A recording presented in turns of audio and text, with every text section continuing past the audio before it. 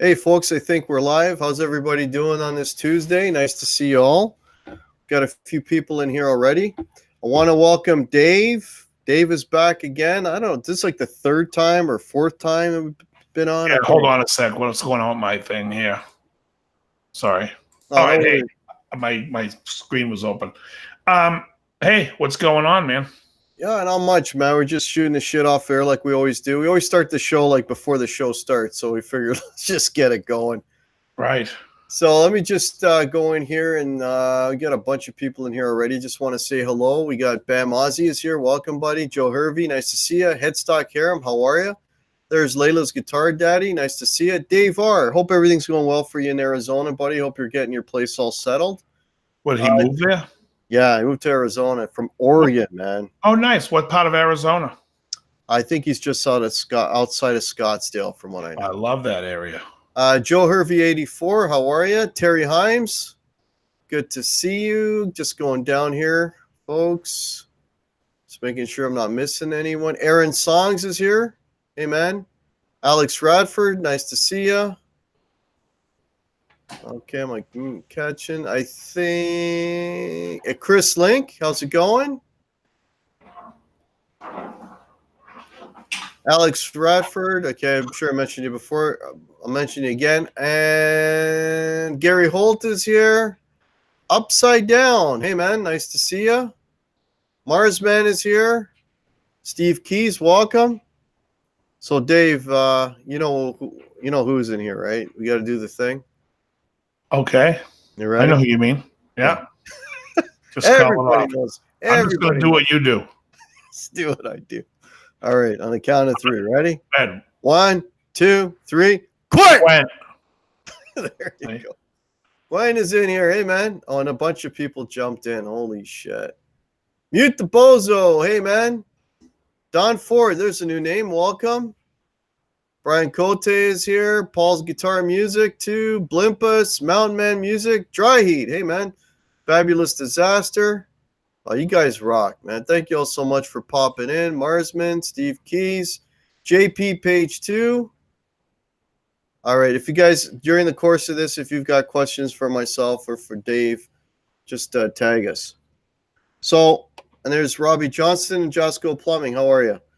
So I don't know if you guys have been following the streams and that, but Dave put out a video. What was that, 3 days ago he did the Devo thing?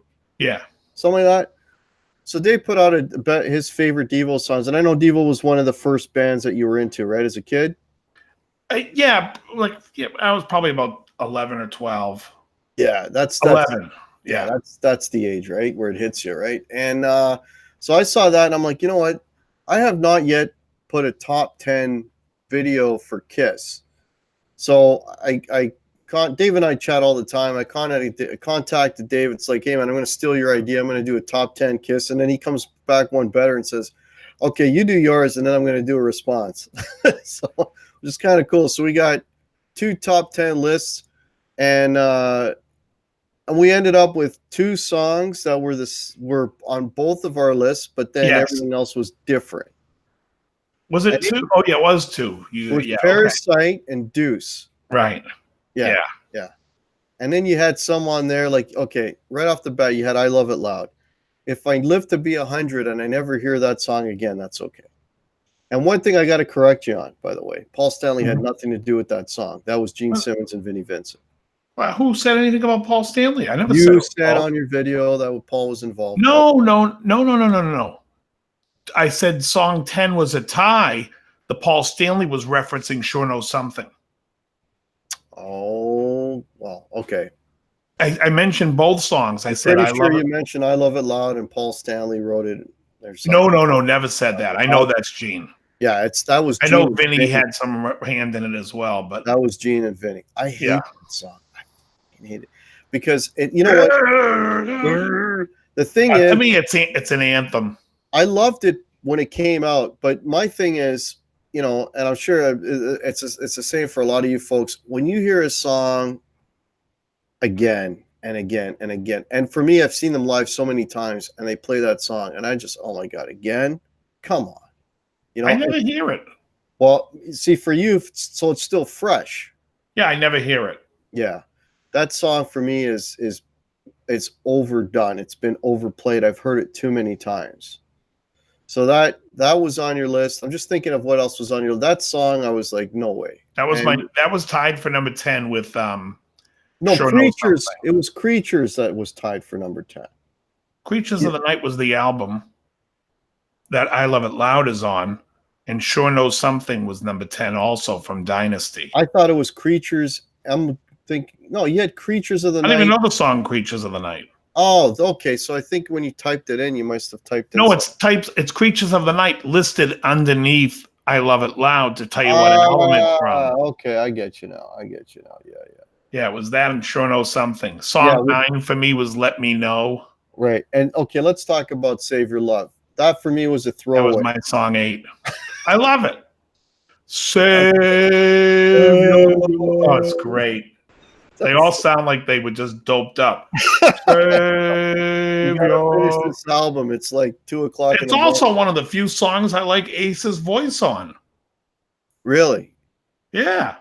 See, I think his voice sounds great on Hard Times, which is also on that record and is a way better song. Hey, wasn't Torpedo Girl on your list? Oh, no, that was an honorable mention on your list. Torpedo, come on. Torpedo Girl is awesome. And it sure isn't. That lick, he played the bass on that too, eh? I'm sure. That song was all Ace, man.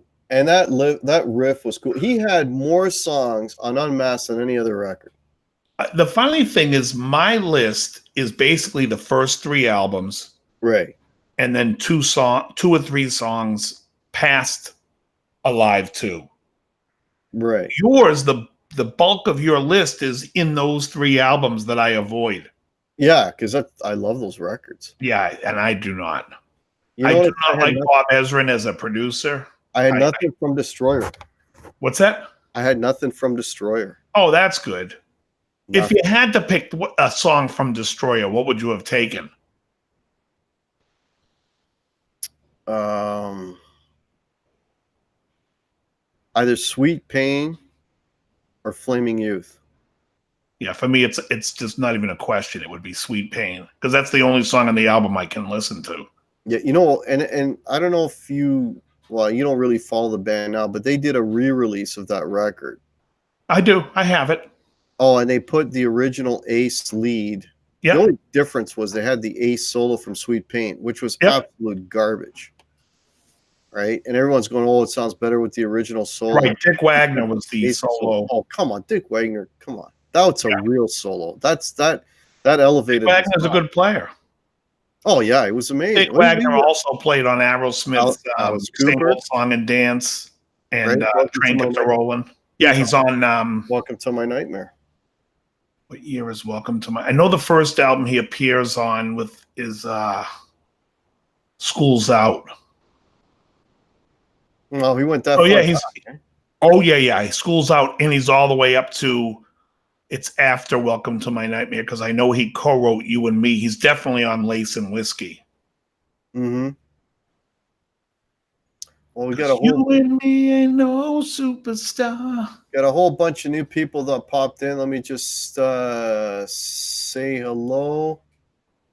Brad Miller is here. Jasko is here. JJ Collins is here. Robbie Johnston, my brother from another mother. Jason Wade is here. Steve Keys. Welcome. Gutsy, how are you? Hey, everybody. Hey, man. Can't see the names. So. Gary Holtz, Radioactive is my favorite song. I stayed away from the solo records.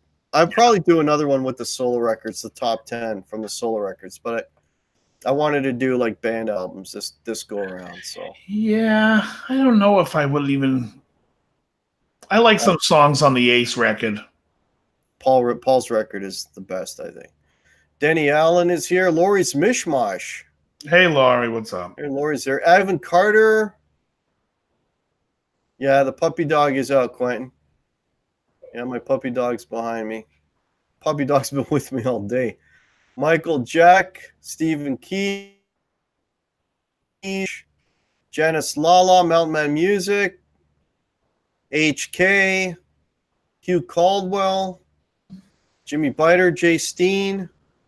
Wow. Got a lot of people in here. Thanks everybody for popping in. Yeah, if you got questions for me or Dave, just tag us. But yeah, so I mean, I think you heavily liked, and I think you picked a couple of songs off Love Gun that I liked. I like Almost Human a lot. Oh man, that song. I know you did Got Love for Sale. Yeah. It's the deep cuts, man. Like the deep cuts for me are always the best. And you know what really surprised me when I put that list together? Most of my songs were actually Gene and not Paul songs. Yeah. I'm a big Gene fan myself. You know, that really surprised me. But my number one, what was your number one? Mr. Speed. And you gave me shit for it. Yeah, as you deserve it. Mr. Speed. Come on, man. My number one was Lover All I Can. Yeah, that's a good one, yeah. Oh my God. Dress to Kill. Yeah. That song is like, that's Kiss climbing a ladder and then reaching far beyond what their ability is, and they hit lightning in a bottle on that tune. You think so, eh? Yeah, I just think that there was something going on. That song was really good. But, you know, it's all preference. I mean, oh yeah, for sure. I think Destroyer was their biggest album, and to me, I can't stand it. I'm not a big Destroyer guy, and funny enough, Destroyer was the first album I ever got from them. And you know what's funny? Right? What's that? You would think, it being the first record I ever bought of theirs, that would be like my record, but it isn't. My first record I got was Kiss Alive 2, which is all those records in a live version. You know what I mean? Yeah. And later I got Kiss Alive and liked that much better. Yeah. It's more like they're a real rock band on Kiss Alive. Mm-hmm. By Kiss Alive 2, they are a circus. Yeah. I don't know. Did you read Ace's book at all? Of course I did.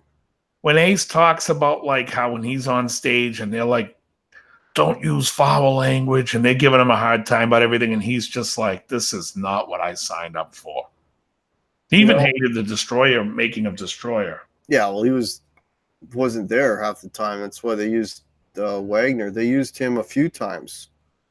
You know? Well, I don't think he liked the way the record was going. He thought it was going to be too...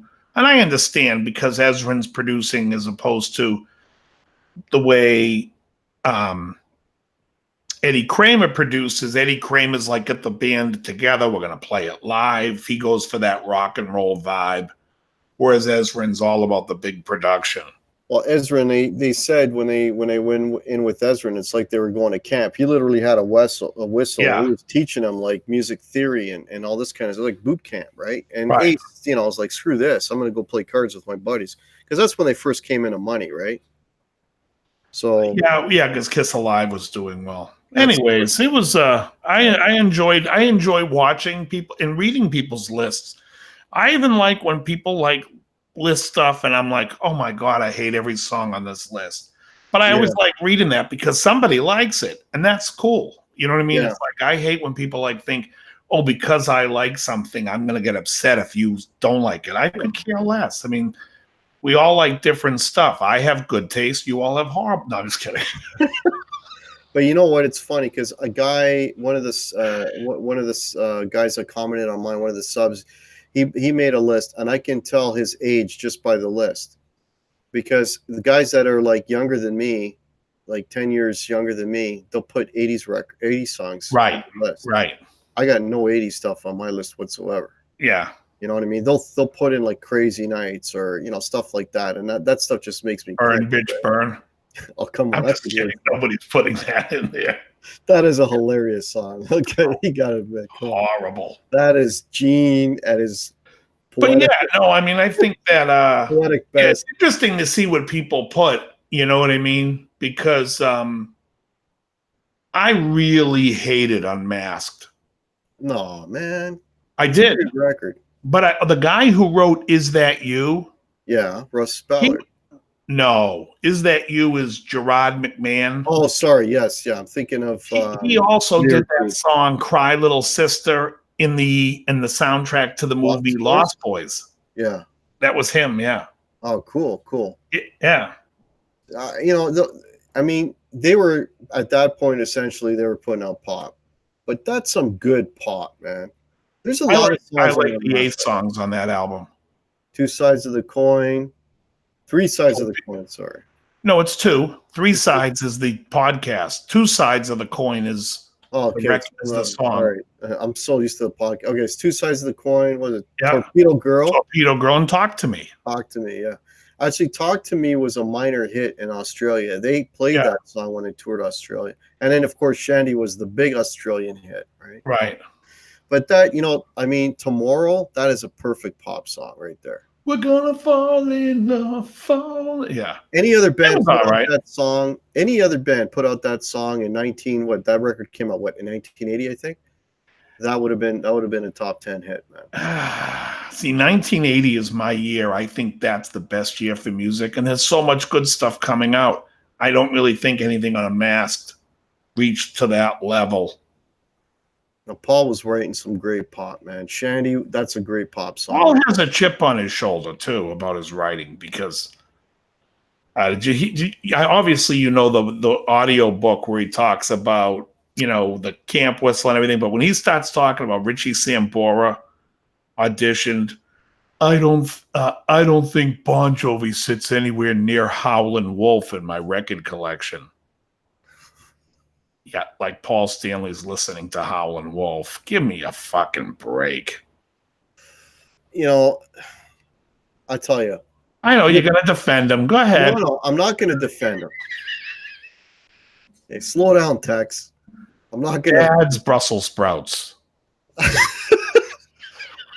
See, this is what kills me. Like that guy was my hero for years and years and years, up until I'd say in the last 10 years, if there was any amount of respect or idleness or whatever the term is that I had for him, it's not only been crushed, it's been crushed, and you might as well dig a hole and bury it in the dirt.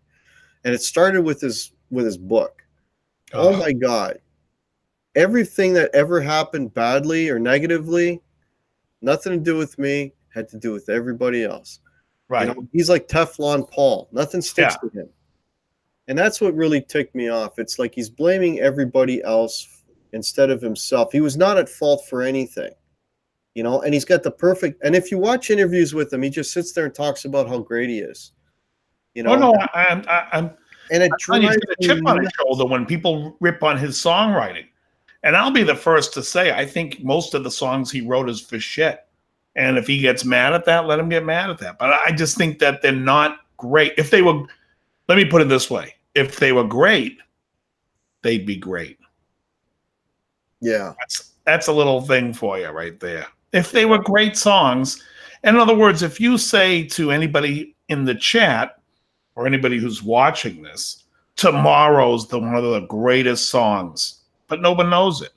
Mm. And I believe that Cream rises to the top. I mean, like, they were a huge band at that time. In 1978, the Police were unknown, and Roxanne found its way to the radio. People were like, this is a great song. We got to play it. Mm. They play it a few times. All of a sudden, everybody wants to hear it. I do believe that the stuff will rise to the top. I mean, I know you're passionate about Kiss, so you like the Kiss songs. I just don't think that in the scheme of the world in 1980, that was a great song. I mean, it's nice. Yeah. But look at 1980. Van Halen came out with Women and Children First. Yeah. Right.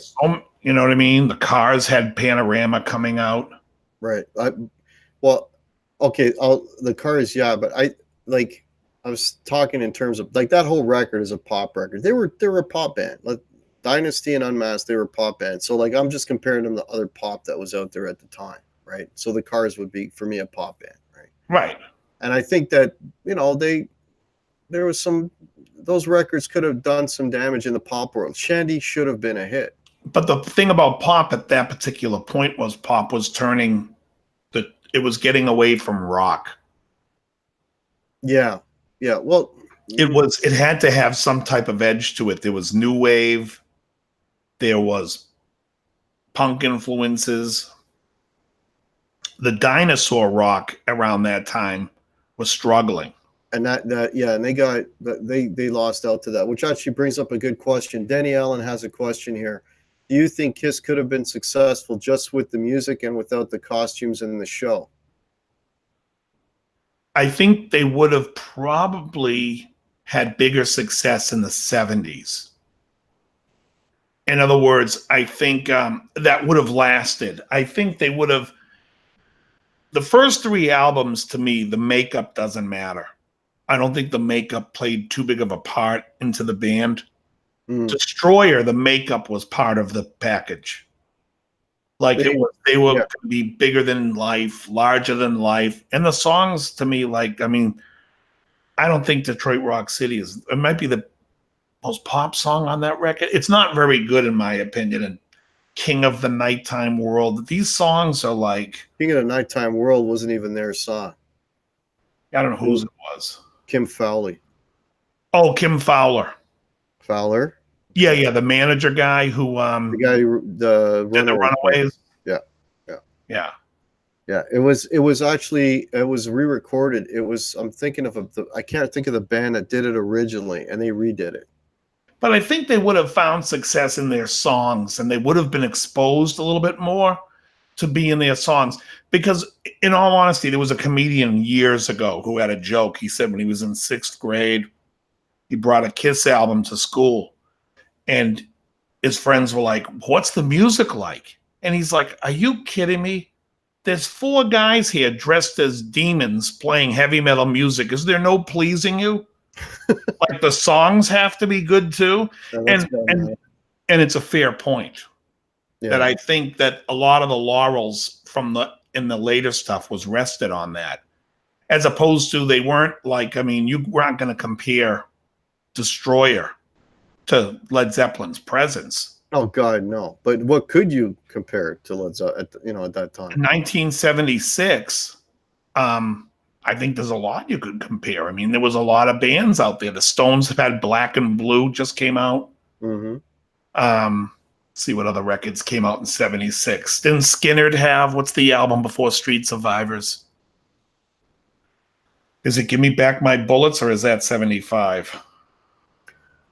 Like, the Kiss thing, I think. Bad Company had Run with the Pack. That's a great album. The whole makeup and costume thing, it helped them get people to come to the shows because that was all word of mouth, like it was spectacle, right? But at the same time, it hurt them when it came to airplay because they weren't taken seriously.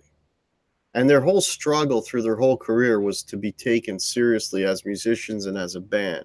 And if they didn't do the makeup thing, then they would have been taken seriously earlier on. See, they probably would have had worse concert attendance, but over time, and the thing is too, they didn't have they didn't have the virtuoso in the band. You know what I mean? Like, I mean, it's Bad Company. You didn't need it in Bad Company though either. But if you look at the first Kiss album, that's true. Yeah, Bad Company. First Kiss album, all the songs are solid rock and roll. Yeah. They could have kept doing that and improving on that, but by the 3rd record, Dressed to Kill, you have Paul, and I've said this before, I hate room service. You have a guy who's basically just bragging that he's like a rock star in a hotel room.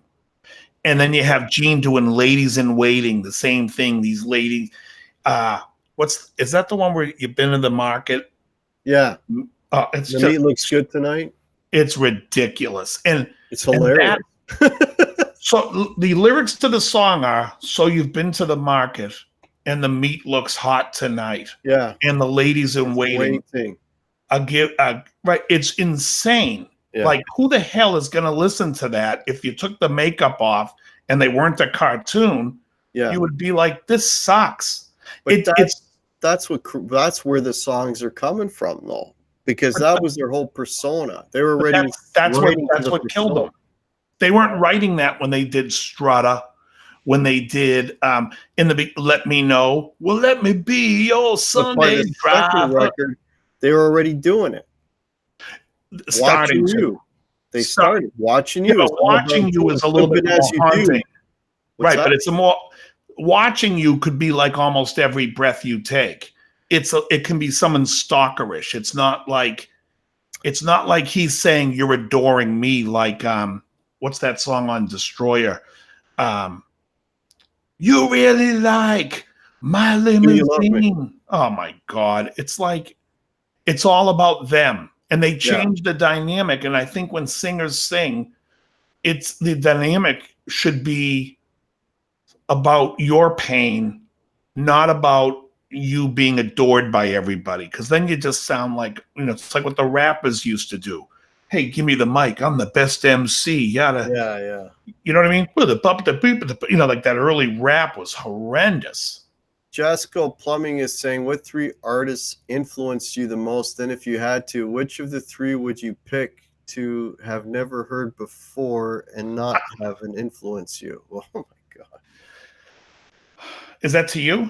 Well, it's like we could both answer that. It's 3 artists that influenced you the most. And if you had to, which of the 3 would pick which of the 3 would you pick to have never heard before and not have? So, in other words, an influence. Which one of the 3 that influenced us that you'd rather not have influenced you? Yeah, I don't know. I mean, I'm influenced by everything I hear, whether it's a song I like or I don't like. Yeah. Do you know what I mean? Like, there's sometimes I'll listen to a song and I'm like, oh, I'm not crazy about that, and then I'm like, oh, but that change I like. What is that? You know what I mean? And you realize whatever it is, you hear something that can influence you, or things can also influence you what not to do. The thing is, it's I have a hard time. It's easier for somebody to point things out than for me to point them out myself. Do you know what I mean? Sure. Like if I'm playing something, like I'll play a solo, it's like, oh man, I can hear that Ace influence, because I can't hear it. Because you just do what you do, right? You know what I mean? So yeah, I mean, I've had Rush, Alex Lifeson mentioned for me, and Ace Frehley because of the way I do the bend and the vibrato and stuff. So they must be influences because they've sunken into your playing somehow. But that's easier for other people to spot than for you to pick out yourself, right? Well, what's funny is I listened last year. I was listening to Michael Schenker. I was like, I'm going to pull out those old Schenker records and listen to them when I go to the gym. And I started listening to it. And I'm like, oh man, I stole that. Yeah, I do that too. And I hear a lot of like what I took from him. Right. And I would never consider him. If somebody said to me, name 10 guitar players that influenced you, I would have never mentioned them. But when I hear it, I hear some stuff that I do and I'm like, oh, I got that from him. I would have never known. Yeah. You don't know where you're pulling stuff from. But as far as like bands go, I try to listen to as much eclectic stuff as I can. Like I grew up on metal. And then somewhere like around I was 19, I got really influenced by Steely Dan and Toto and the whole LA jazz thing. Yeah. And then I kind of went into the Smiths and got into the Cure. And I liked everything that was coming out. And then I played in a funk band and I started listening to a lot of that. So I love everything. I mean, I really do love all kinds of music, but I think there's really great in all kinds of music and there's really bad examples in all kinds of music. Yeah, of course. Brian Cote is asking, have you ever played an Eastman Les Paul style guitar? Eastman guitars. I've played Eastman before. I've played their 335. I think it's a great playing guitar. They're made overseas. They were made in China when I first tried them. A friend of mine that used to be the Taylor rep in Los Angeles became the Eastman rep in Los Angeles. They're nice. Their acoustics are nice too. The factory they're using, I know, was making the Guilds and something else. Maybe the Epiphone Master builds, but they're good. I mean, they're a good build. Have you tried the Les Paul style one or no? I haven't, but I mean, I imagine that what they make is decent because they make good builds. They have a good QC. It's funny. I was going to say, it's funny because a buddy of mine, this is maybe a year ago, wanted to buy a 335, right? So he went to the store to buy a 335 and grabbed the beautiful 335. In Canadian money, that thing was like $4,000. Really expensive. And it's, it was a little, a little expensive, right? And it felt good, whatever. And then we were trying a bunch of semi hollows. We tried Gretches, we tried Ibanez's, and whatever, all that sort of thing. And at that point, I'd only heard of Eastman, but I'd never seen one, whatever. And the guy was we were like in a room, and the guy just kept bringing us guitars. And then he brought in this Eastman 335. The thing looked gorgeous. This workmanship on it was fantastic. And he ended up playing it, and it sounded great. We walked out of the store, and that's the guitar he bought. Yeah. They're great, man. Yeah. Fraction of the cost, too. And they're great guitars. They're a company that understands that if you monitor the QC, the quality control. I have a Gary Kramer Crusader prototype that they never ended up making. But Gary went over to Korea and was in the process of showing them how exactly he wants them made, and then brought 3 prototypes back. Mm-hmm. It plays, you can't tell it's not an American guitar. Plays just as good. It's great. If you have somebody that's on them and on the QC and actually cares, you'll get that. I used to have a problem with Deane because Deane had a terrible quality control. And I would get on them about that. And so when they would send me guitars, they would QC them twice for me because I didn't want to see mistakes, and I didn't want to see but certain companies, and Eastman's one of them, you can't really go wrong. They were a good company. Yeah. I just want to say hello to a few more people that popped in. HK is here. Welcome. Craig Vinham is here. Hope I'm saying your name right. Got a lot of people in here, man. Lando27. Hey, buddy. How's it going? I'm way behind in the chat. Lando Calrissian? Lando27 Music. I'm sure that's where the name come from. Rob212 is here. Hey, man. Gary Tholander, if I haven't said hello. Denny Allen, Angelo J. Ricchetti, Buddy Holly. Just got an email saying Rift City is closing doors for good. Yeah, I got that email too. You aware of that, Dave? I'm not aware. What is Rift City? The place that's out in like, are they in Utah? No, I believe they are. Somebody help us out. I think it's New York State. Oh, I don't know what that. In that area. Gussie Walls is here. Fabulous Disaster. JP Page 2. Hugh Caldwell. I'm probably saying names twice, but that's okay. Why is Rift City closing? They're just going out of business, shutting it down. Well, I mean, did somebody retiring? Sometimes in that situation, someone's retiring. I just read the letter. They're not making any money. So just to give you a little bit of background. So Rift City was the first company to sort of take on Chapman in North America. Okay. Be the big, or at least in the US, because Canada had another company that was. Anyways, so they were like the big distributor for Chapman guitars. And then they did a whole ton of promotion with Rob Chapman. They went on tours all over the country, showing off these guitars and everything else. And they were like the spot to buy Chapmans in the US. Okay. Then what happened was Chapman, I think about a year later, maybe 2 years later, Chad can probably correct me, they decided to strike a deal with Guitar Center. Now Guitar Center is selling Chapman guitars. So this was sort of what made Rift City stand out. Yeah. And now that Chapman was gone, they had nobody else to sort of fill in that gap. And they're in their letter, their good, basically goodbye letter is saying that, we couldn't find another company to separate us from the pack, so to speak, right? And they didn't have any enough unique things to offer, and there's so much competition and so on and so forth, and they're shutting it down. Wow. Yeah. So there you go. So Chapman Guitars basically going to get. I didn't realize this, but Chapman Guitars, if you read between the lines, basically Chapman Guitars leaving them and going to Guitar Center, pretty much. And Chapman Guitars is basically like. It's Rob Chapman and the guy from Anderton's, right? Lee Anderton, yeah. That's their company. Well, Lee Anderton is I think he's the money behind it. And I think so too. He's the face of it. Yeah. So it's like Carlo Rabelli. Carlo Rabelli. That's Sam Ash's brand of guitars. Oh, okay. I'd see. That's a U.S. thing. I wouldn't know. Mute that bozo. Hey, man. Wow, am I at the bottom? No, I can't be at the bottom of the chat. Now I'm at the bottom of the chat. Jimmy Biter. Jimmy Biter doesn't like Chapman. Okay. I've never played one, but I just don't see a need for it.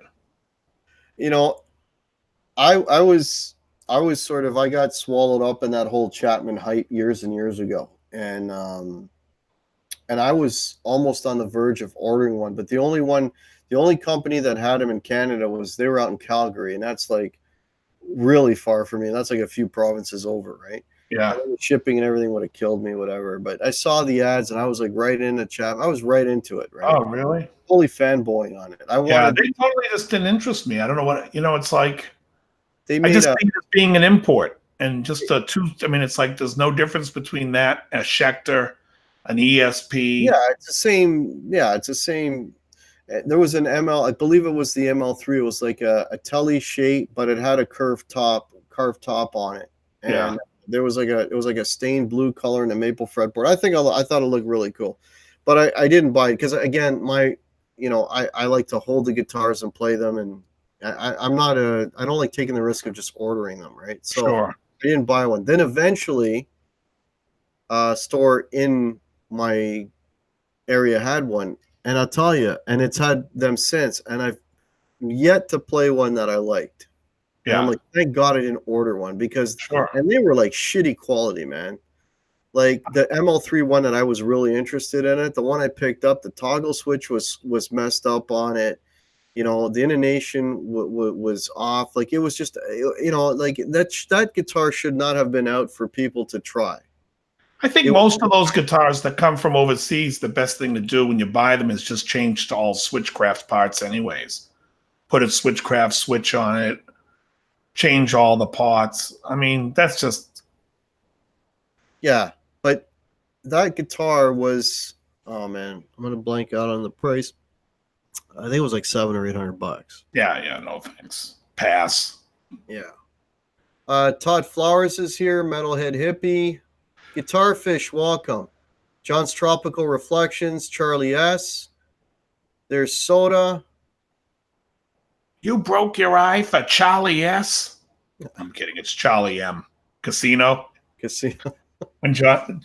Empirism. I haven't seen Empirism in a while. Welcome. Ron Limber, Chris Healy.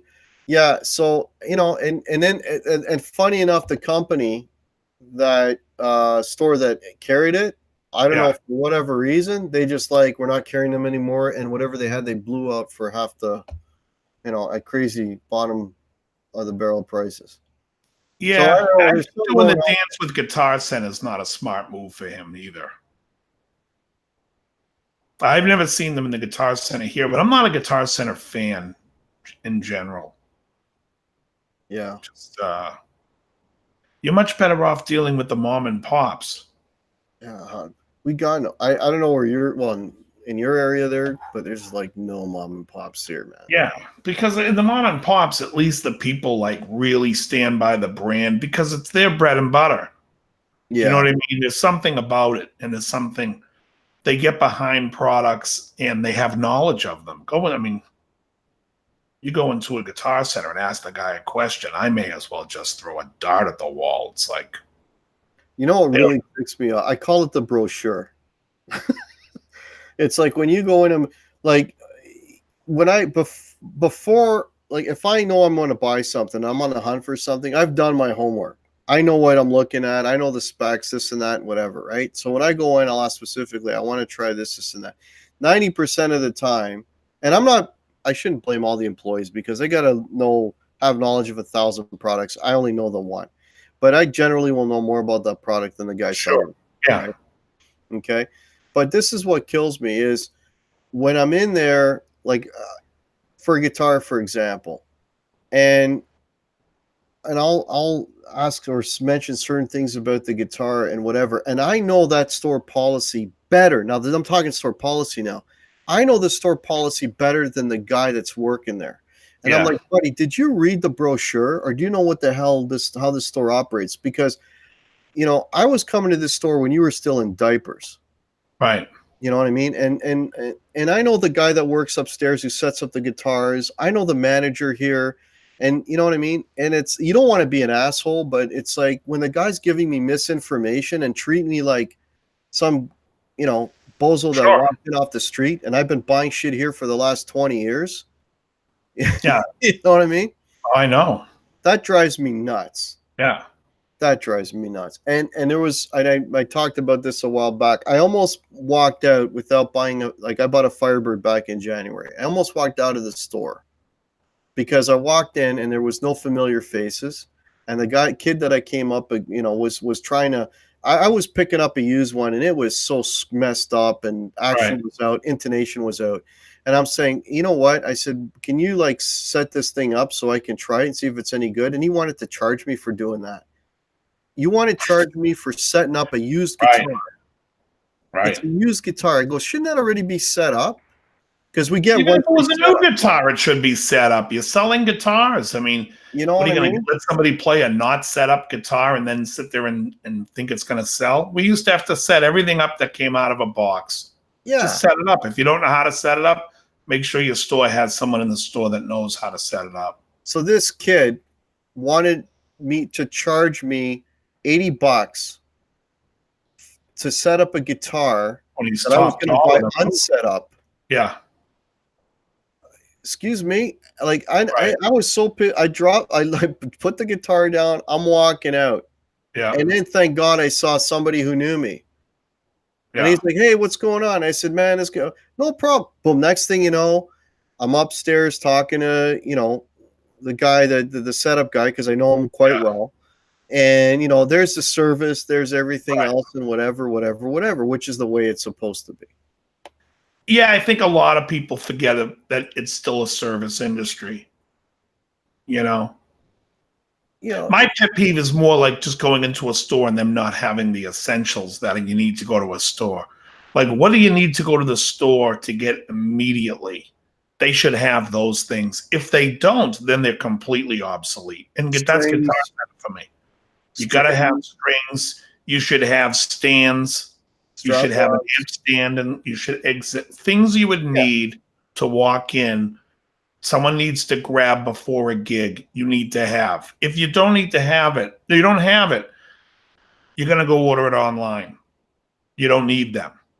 Yeah. And when they realize they don't need them, and you're going to buy it probably from Sweetwater or someone that has a better customer service record, I think Guitar Center's it just bugs me. And I have friends that work for the corporate, and they're good guys, but it just trickles down really bad. They have uninformed people working there, and it's just and the whole policy of what each store carries coming down from corporate sucks. Yeah. Like, what I'm really envious of you guys in the U.S. is that whole Sweetwater deal, because I mean, I hear from people in the chat, yourself, the whole Sweetwater thing, where you actually here's your Sweetwater rep. Yeah. And they take care of you, and you actually, here's a photo of the guitar. This is the one we're going to send you. Like, right. I mean, you're not trying the guitar, which obviously would be the best of the whole thing, but you actually choose so like, for example, like, me being like a Gibson guy, the burst has got to be perfect. Well, here's the photo of the actual burst that you're going to get. That's it. Right. Here's the weight of the freaking, like, I mean, come on. And we're going to send it to you, and we're going to send you some whatever Snickers or whatever they send you. And they then send Fireballs and Smarties. Fireballs and Smarties, and then bitter honey for those that like the bitter honey. And then if you don't like it, they're going to take care of you. We have nothing like that here. Yeah, the guy who started that company really knew ahead of the curve that the industry was going internet. Because he had a store. And he really stepped it up and really is teaching everybody still to this day how to do it, how to run that business. And Guitar Centers, what are they? They have Musician's Friend and Guitar Center online. Even look at that site. I mean, half the time you go to the site, it's like, this is unavailable. I'm like, why? It's just annoying the way the page is set up. And it's an ugly, it looks as disheveled as the stores. But, Yeah, I think your Guitar Center is our Long and McQuaid. and there's better ones and there's shittier ones, you know. And if you're in the one near you is shitty, you're kind of stuck. I just want to say hello. We got a few more people that popped in here. Okay. ChickNGuitars is here. Welcome. Todd Flowers. Hey, buddy. Old Blue Wind. There's a name I haven't seen in a while. Welcome. Okay, just going down. Mitch Heyman. Hey, man. Nice to see you. Krellbar. Stores need to sell the customer value. If they can't, they're worthless. Exactly. That's it. Yeah. Mute that bozo. I almost always inevitably get sent to the guitar tech whenever I go in a GC. A lot of the help doesn't seem to know the difference between a pack of strings and drumstick. No, they're awful there. That's true. Phil Mosley Music. Paul's Guitar Music too. Mark Taylor. Hey, man. Okay, if I haven't caught you folks, I apologize. Charlie S. Last 2 times I went to Guitar Center for strings, they were out of Ernie Ball 10s. Yeah. Oh my God. It's very typical. That's sad, man. Wizard One Music is here. BV Ninja, my buddy Mitch at Sweetwater has done an interview with Alex Lifeson. Yeah, I saw that. It will be out soon, and I met Paul Stanley just recently. He was fine to talk with. There you go. BV Ninja is in Switzerland, BV, I believe. He's a producer in Switzerland. He meets and knows everybody. And every piece of gear he gets it 3 months before anybody else. Yeah. Is Dave's shirt Superman or Sloth? Soda asks. I think it's Superman. That's Saying your shirt. Oh, Sloth from Goonies. Oh. Yeah. Okay. And Dwight Bailey is here. Welcome. Let's see how many people we got in the chat here. We have 87 people watching. That is a personal record. You guys are awesome. Thank you so much. I've never hit 87, buddy. That's amazing. That is amazing. Yeah, Soda says Goonies. Goonies. Yeah. I used to see, what's his name? The kid that was in it now, Josh Brolin. I used to see him always at the Firehouse in Venice. He was married. I don't know if he's still married to Diane Lane, but he used to be. He was in Goonies. Josh Brolin. What else was he in? Is it the Josh Brolin I'm thinking of? Yeah, he was in Infinity Wars. He played Thanos.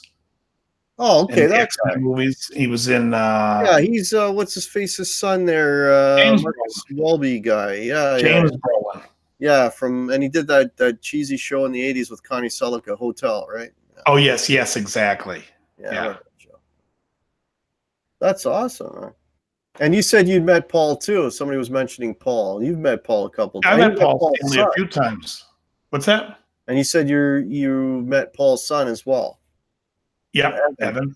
Yep. They used to come into my shop. Yeah. There's a video of him with his son. Is it? I don't know if it was Norm's. Yes. Trying out some vintage Norman's Rare Guitars. Yeah. Yeah, the only person in Kiss I never met of the original was Ace. Yeah. But Gene and Paul I've met many times. Peter 2 or 3 times, and then never Ace. Yeah, and you mentioned you had a good I remember you telling me you had a good meeting with experience with Peter. Yeah, Peter was nice. He was nice. This was when I met Peter, this was getting ready for the reunion tour. 95, 96, yeah. Exactly. Mm-hmm. Yeah. A buddy of mine was personal training. I'm trying to get him ready for the tour. I was just gonna say that's when they had to get back into shape. Yep. They were actually working out to do that tour, yeah. Yeah, he was living in like a hotel type of temporary living in the marina. Oh yeah. BV Ninja, yes, Switzerland. The Kiss concert was in Clisson, France. It was Paul Stanley who got me the All Access pass. I sent you the picture of the pass. Oh, awesome. Cool, BV. I'll have to check that. You probably did. I haven't seen it yet. Nice, man. Thanks for sending me that. Yeah, BV's kind of knows everybody. That's crazy. That's awesome, man. Yeah. Yeah, I've met everyone in the band except for, I think Ace too. It's the only one that I haven't. But I've actually had discussions with Paul. Yeah. Gene. I met Gene a bunch. Gene probably more than any of them. Gene Gene is the sounds most accessible guy. Out of the band, Gene is the most accessible. Gene and Eric Singer. Yeah. Yeah. Peter Criss, I met him. Vinnie Vincent. You met her. Well, whatever it is. I love that listening room you did with Vinnie Vincent Invasion. That was fun. Awful. Yeah, yeah. But what was hilarious is I watched one of the videos recently where he was doing that. He came out and he was like talking to everybody. He was back out. Like they had like some what do you call it? It was a convention. Oh yeah. And he was there, and somebody was like, "Hey, look, Vinny's wearing Hillary Clinton's pantsuits." And I'm like, that's just spot on. Yeah. Well, when I met him, I think he was out of the band a couple of years. Yeah. So I don't care for him. I mean, I just don't, as a player, he doesn't do, although I did like him in Instant Replay. Yeah, Instant Replay. Dan Hartman. Yeah, and then he was in a band called Treasure. I don't know. Which had the main guy from the Rascals, I believe, was the band. Felix Cavalieri. Yep. Yeah. Yeah, nice. He was in a band with him. And there's actually a video. I guess it was a guy who's, a big Vinny fan, and he just took clips of all like Vinny's lead playing, and he called it like Vinny's melodic side. And they were pretty good. But if you notice, most of that stuff was all like earlier. Then he turned into this shred guy, right? Yeah. So was it you that was saying, I heard that he slowed down tapes to play and then they would speed it up? Well, I don't know. Could be. I just think it's very all self-indulgent, and I'm not really into that so much. Yeah, no, neither am I. It's not music anymore. It's like how fast I can play. Like I'm a big Steve Lukather fan as far as like guitar players go. Yeah. I think he's a great player. Larry Carlton's a great player. I mean, there's so many different great players. I saw recently that ChickNGuitars did a video about Rory Gallagher. Yes. And I thought that was very cool because there's a guy that, not many people go around saying Rory Gallagher's name anymore, He was an interesting player. I mean, he wasn't my favorite, but like I say about all that, that doesn't mean anything. It's just because if it inspires other people, you know what I mean? Because there's like a lot of, I just think maybe it was the songs that I didn't really care for, but I hear he was a great player. There was another guy too, Tommy Bolin. T-Rex. No, that was Mark Bolan. Tommy Bolin was Deep Purple. He replaced. He was also in what's that record with Jan Hammer? Krellbar would know. Krellbar. Jan Hammer, Tommy Bolin. Yes, Quentin. Bruce Jenner was in Kiss. Oh Lord. Hey, Brian Stewart is here. Hey man. Oh boy. I actually respect Bruce Jenner. He comes out and says he's going to be a woman now. Vinny, it's like he's wearing the high heels, the Hillary Clinton pantsuits. He definitely looks like he's going through some estrogen treatments. Yeah. He's wearing the lipstick, the makeup, and he's saying, I don't know where anyone's getting this. You don't know where we're getting it. Yeah. I saw an interview. You live in a fun house? You don't have a regular mirror in the house? I saw an interview with Carmine Appice or Appice or however he wants to say his name. So the funny thing is he says it's Carmine Appice. Yeah. But his brother says Vinny Appice. Appice, yeah.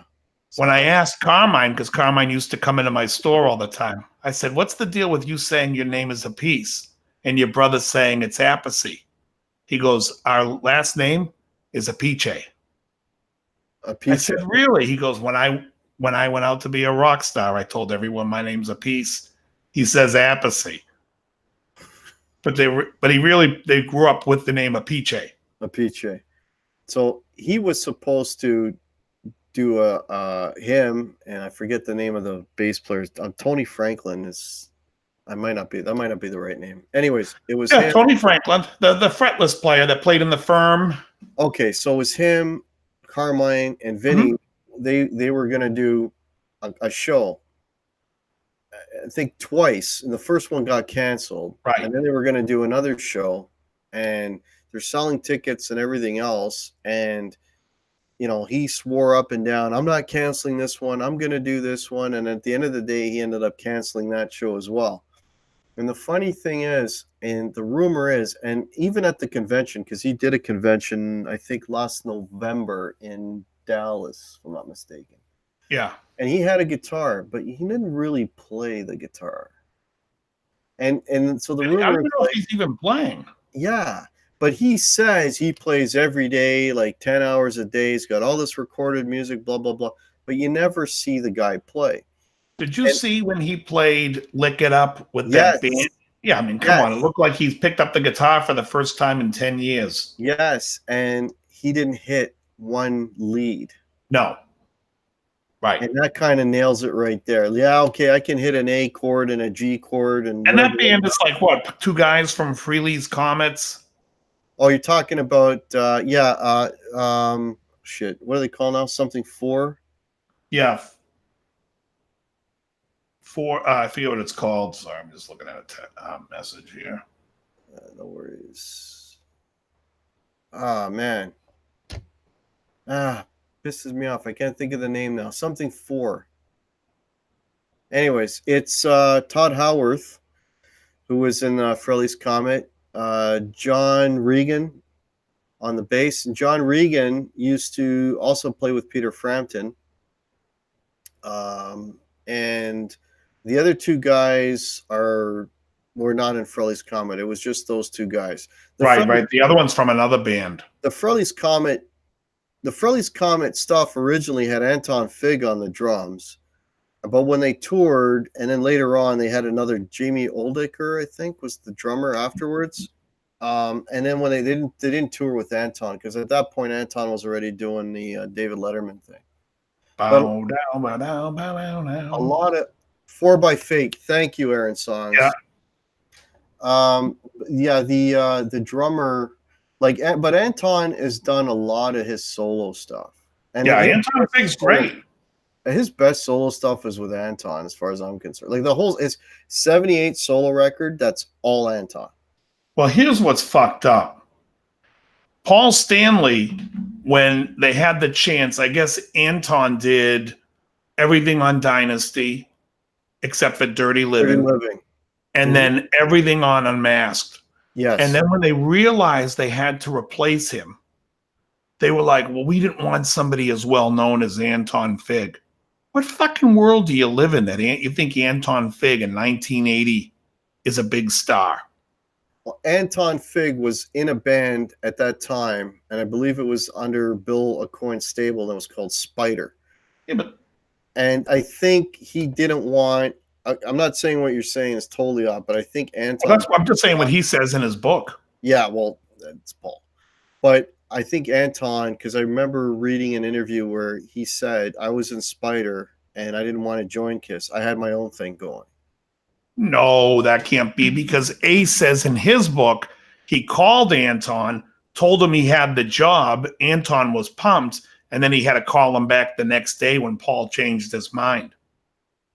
Wow, okay. That's in Ace's book. Well, there's an interview with Anton at an Indianapolis convention where he says something different. Yeah. So who the piss knows? Everyone's remembering things. They write these books. It's like, oh yeah, in this book, Anton's going to want the gig. Well, I know Ace really wanted Anton because him and Ace were big drinking buddies back then. Yeah, partying. Yeah. Crowbar. 1980, the general public thought Anton Fig was made by Nabisco. Exactly. The Anton Fig Newtons. Yeah. No, Anton is that's what I was saying. Like Paul Stanley says in his book, he's like, we wanted to find somebody that wasn't as well known. Who the fuck did you think knew Anton Fig? You think like just because the people on your block knew who he was? Yeah, yeah. Maybe it could have been that he, you know, probably the more truth to that was he knew it was Ace's buddy, and that's probably why. Yeah, and Anton didn't do. He did Letterman for a while, but then didn't Steve Jordan take over for a while? For Letterman? Yeah. I don't know. Anybody out there, Steve Jordan? And then Steve Jordan left Letterman to go do the expensive winos. Mm. Yeah, Anton is actually with Bonamassa now. Actually, I just saw a thing with Bonamassa where they're supposed to record a record, but Anton messed up his foot. And now they're waiting for Anton to get better to record the record. You're not a Bonamassa guy? No. No, not at all. I mean, I'm sure he's a nice guy, and he's got a hell of a collection. Someone told me a while ago, oh, you got to pick up this record by him. And he does T for One by Zeppelin on it. I listened to it, and I'm just like, I would never listen to this again. I don't care. I saw him live last October. Yeah. And it's the best live guitar tone I've ever heard in my life. And, I mean, come on. Why wouldn't it be? Yeah, I mean, the thing with him, it's like, I don't like his voice. He can't sing. I want to hear songs. I don't know. Call me crazy. The band was super tight. I think I think he's I think it's obvious. The guy's a phenomenal player. I mean, I'm not a big blues guy. I'm not the type. I can't sit and listen to a night of blues. I can listen to it for like 5-10 minutes, and then I've had enough. That being said, the only guy that could hold my attention for a whole night would probably be a guy like Stevie Ray Vaughan. Other than Stevie Ray Vaughan, I don't think I could sit through a whole evening of blues. With Joel, what was cool was he was mixing it up enough that there was enough variety there that kept me interested. And as a guitar player, all I'm hearing is, man, that thing sounds amazing. And this guy can really play. So that was part of it too. But if I was just a casual listener, then I don't think it would have been as appealing. Have you seen this blues guitar player, Kingfish? Is he the really heavy kid? Yeah, Chris Tone, Kingfish. Yeah. I forget his last name. But anyways, this kid's got a great guitar tone. He has a great voice. You can hear when you hear his play, and you see him and you hear his playing, you can tell he's heavily influenced by the three Kings, B.B. King, Albert King, and Burger King. And but I I've been dying to use that one. Well, as soon as I said the heavy kid, I just gave you your intro. Oh, totally. No, but he's actually a great player. Yeah, yeah. And if I were to watch someone play the blues, I want to see a guy gasping for air. Seriously, while he's trying to bend a couple of notes. I don't want to see Bonamassa in a pair of shades and hear that voice of white guy overbite. I don't care. Yeah. But I do want to hear something authentic. Laith Al-Sadi, who was on The Voice, and he plays. And anybody look up his version of All Along the Watchtower. Laith Al-Sadi is awesome, just awesome. What's that? I've never heard of that guy. Oh, he's fantastic, and he's got a great voice. But to me, if you said to me, Joe Bonamassa is playing, you got to go to 5 nights in a row of a concert. Now, across the street is ZZ Top 5 nights in a row, or Bonamassa across the street. I'm not going to see Joe once. I'll go listen to ZZ Top. ZZ Top's got the songs. I'll give you that. They got the tunes. I'm there all night sitting there calling off every song. I'd love it. Yeah, they got the tune. And Billy Gibbons he's great. Talking about tone. But that's what I'm talking about, songs. At least the whole time I'll be like, Blue Jean Blues, Just Got Paid. Oh, yeah. Meanwhile, Bonamassa's sets probably have ZZ Top songs because I know he does Just Got Paid. He does a medley, right? With Just Got Paid and a Zeppelin song. Ugh. Yeah. BV Ninja says Joe B has improved immensely over the last 2 years. Not so much shred, and his singing voice also much. Yeah, his singing has gotten better. Definitely. You know what? I saved the medleys for the Donnie and Marie show. Right? They come out. I'm a little bit country. And I'm a little bit, you see, like Donnie and Marie, they come out and they start with one song, then they do Reeling in the Years. Oh, it's all on YouTube, folks. The horror. Wizard Wine says blues makes me drink more. Yeah, and again, folks, nothing against blues. I don't like it. But you can like it, and it doesn't mean that, you know what I mean? It's like people always get upset. Oh, he doesn't like what I like. Who cares? I like a lot of stuff I know people don't like. I could listen to Holdsworth all night. And I know a lot of people would be like, jazz puts me to sleep after a song. I get it. It doesn't bother me. I get that you don't like it or you don't like country. A lot of people say, I hate country. I'm like, oh, I could listen to Steve Wariner or George Strait. I could go see a George Strait. In fact, I would rather go see George Strait 5 nights in a row, and I wouldn't go see Bonamassa once. I love those songs. I can't. And you say seeing somebody 5 nights in a row, I can't think of who the hell I could handle 5 nights in a row without shooting myself in the head. Well, I think you're missing the thing. What I'm saying is out of those 5 nights, you could say, I'm going to go see that guy twice and Bonamassa 3 times. I'm saying the same act 5 nights. I'm saying I ain't seeing Bonamassa. I'm going 5 times to this other act. I got you. Yeah. Because my option is, I'll go see Bonamassa one night. Nah, I'd rather go see George Strait again. Yeah, I just don't care for the blues. I like country. I like that a lot. I mean, there is some blues I like. I mean, I think Stevie Ray Vaughan, Couldn't Stand the Weather is a friggin' great song. Great. The techniques on it's great. I've mentioned this a few times on the show, but like if you could still find this, it's called Stevie Ray Vaughan Live at the El Macombo. El Macombo was a club here in Toronto downtown. I think I have it on CD. Oh, okay. I think I have CD. But there's a DVD. I mean, a videotape came out VHS back in the day, and I don't know if it ever made it actually onto a DVD. That's how old this thing is. And it's him playing on a relatively small stage. It's just him, a Strat, his Fender Twin, and a Tube Screamer. That's it. Yeah. And holy shit, man. Like the music that's coming out of that guy, and he's Double Trouble 3-piece. Yeah, I have the CD, Live at the El Macombo. It's insanely good, man.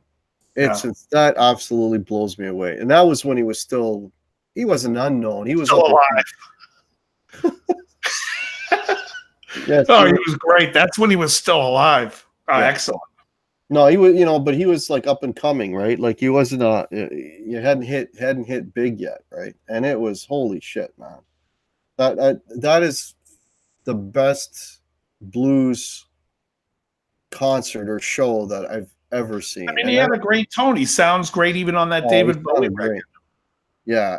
And you watch the way the guy's playing it, and it's like everything he hit, every time he hits a guitar, it's so musical. It just pours out of him.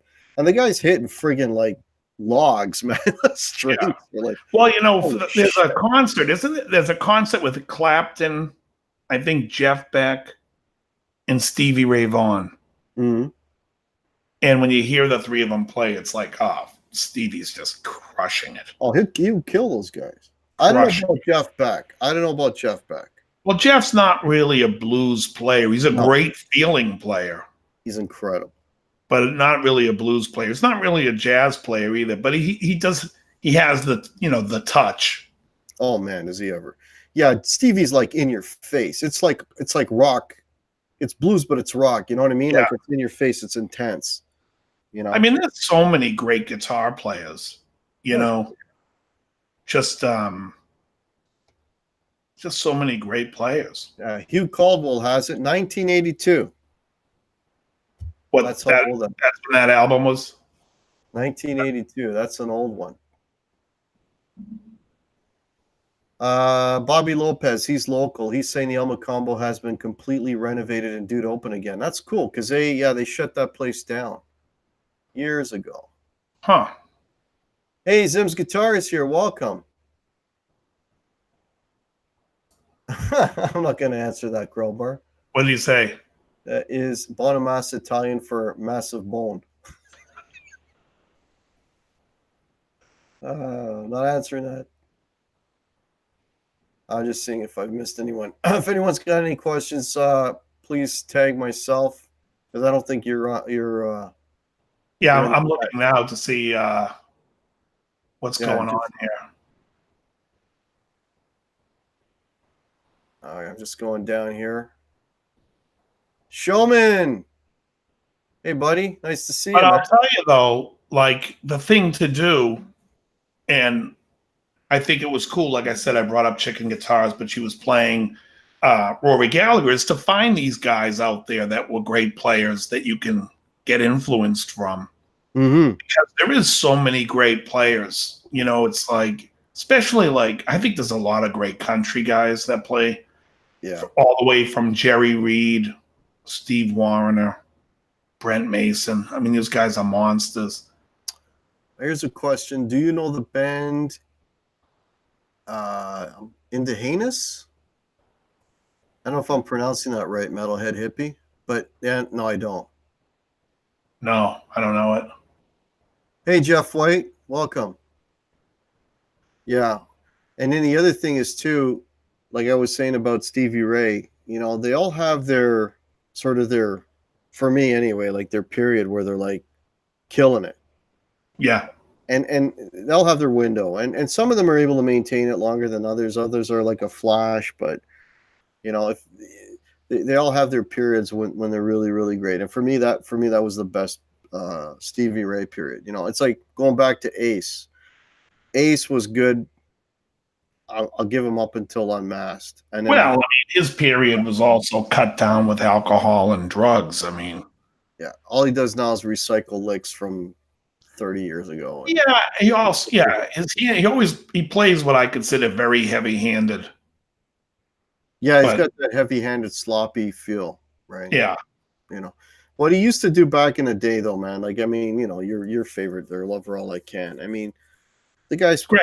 So musical, man, and he's just nailing it. You know what I mean? He had a really good ear. Like his solos were songs within songs, and those are my favorite guitar players, guys that take a song to the next level. And every one of the songs on my list, he does that. It's like he takes a song to the next level, right? You know, whereas you were talking about Vinny before. Vinny's like, I'm gonna play every note I know. I don't care what I'm playing over. That's, you know, that doesn't mean anything. I'm just gonna play a bunch of notes, and that for me always no. Well, I mean, if you look at what Vinny did, and then go look at a band like what's that Canadian band that did She's a Roller, April Wine. Their stuff always the leads always great, musical. Rick Emmett was awesome. Yep. Great player. Alex Lifeson.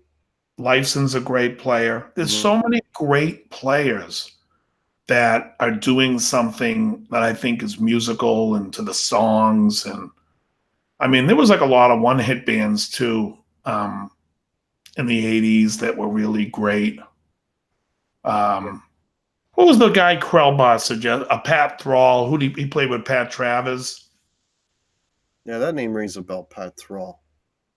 Yeah. Don't know anything about him, but that name rings a bell. Hey, there's Rockin' Dave Byron. Hey, Rockin' Dave Byron. How goes it? You mentioned Joe Stump. He's a cool guy. We did a show with him in Joliet, Illinois at Bata Brew back in 2012. Oh, okay. Yeah, I took lessons from Joe back in I think I was 22, so I want to say it was 1990 or 91. I took 6 lessons from him. There's Crowbar, Hughes Thrall. Well, Hughes Thrall was the band that used the record you suggested. But Pat Thrall, I think, came from, wasn't he in the Pat Travers band? I don't know. I'm asking Krell. Yeah, Brian Stewart, we were talking about Riff City going Yeah, Rift City, folks, is going under. So they got some crazy deals, 50% off. Call them up. I'm sure they're willing to make a deal. Yeah. And Gussie Wells is naming off the April Wine guitar players. Miles Goodwin, Brian Greenway, Steve Moffat. Yeah. Well, I mean, just say, yeah, Pat Travis. Yeah. I'm saying I used to love that Pat Travis song from the 80s called I La La La Love You. It was a great tune. But yeah, I mean, there's just, like I said, there's a lot of players that are great, and you can find good in so much stuff. Like I said, when I was in my 20s, I really got into Johnny Marr, which was like these layering of chords and just the way he played. It was very interesting to me. I thought that was something I need to learn. Yeah, yeah. What do you think of Mick Jones? I love him from Foreigner. Warner. Yeah, he also produced 5150 for Van Halen. Oh yeah. What I always liked about his playing is like it was so like his stuff is so quirky, but it works. That solo and Hot Blooded. Yeah, man. That's like what the hell are you doing? But it works. Blue Day is great. Yeah. Cold as Ice. I loved him. I thought he was great. I thought that band was highly underrated. Yeah. People brushed them off as like a typical rock and roll band, but they were good. They called it corporate rock. Yeah. Right back then, there was a bunch of bands that they called corporate rock. It was them. It was REO Speedwagon. As soon as you are ready. Lover Boy was in that mix. Oh shit, who's the other one? Like Journey, they called it all corporate rock. That stuff was good, yeah, man. See, we didn't call it corporate rock in the States. That is called AOR in the States. It was called album-oriented rock. Rock, yeah. That was good stuff. Oh, it was great. REO Speedwagon I could do without. They had a couple of record though. Come on. Yeah, High Infidelity. That was an awesome record. Huge record for them. And Lover Boy, I thought that first song, Turn Me Loose, was happening. And then after that, like Working for the Weekend, I could have done without. But The Kid Is Hot Tonight was a great, oh yeah, same time. Yeah, it's a great tune. And there was another one, How Do You Like It So Far? Yeah. How do you like it now? Right? Yeah, but The Kid Is Hot Tonight. Yeah, The Kid.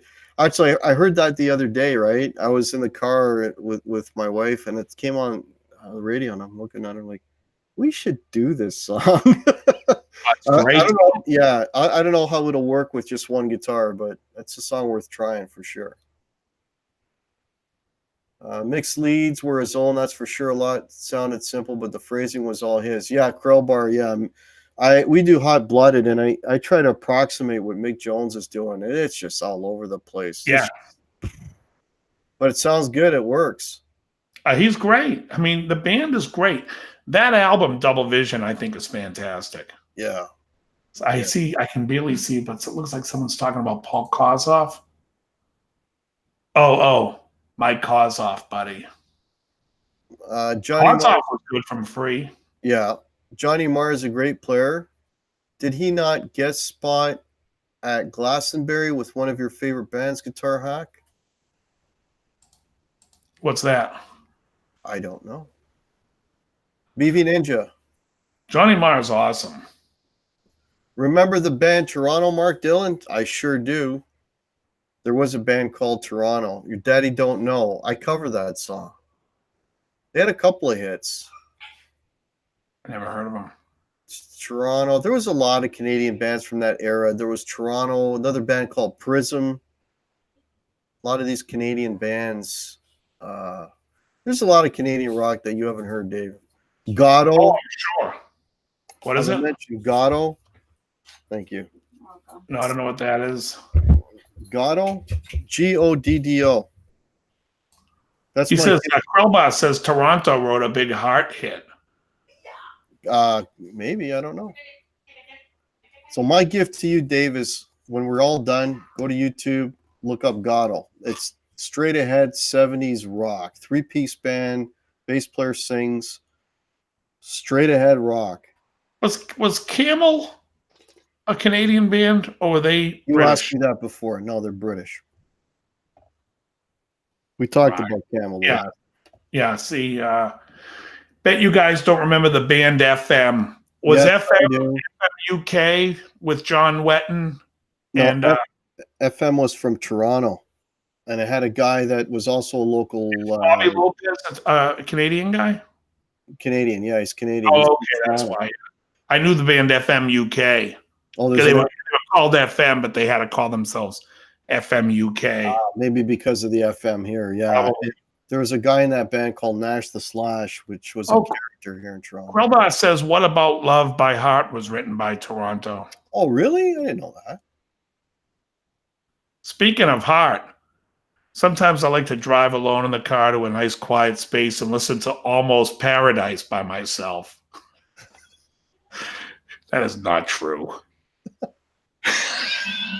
Mike Reno and Ann Wilson.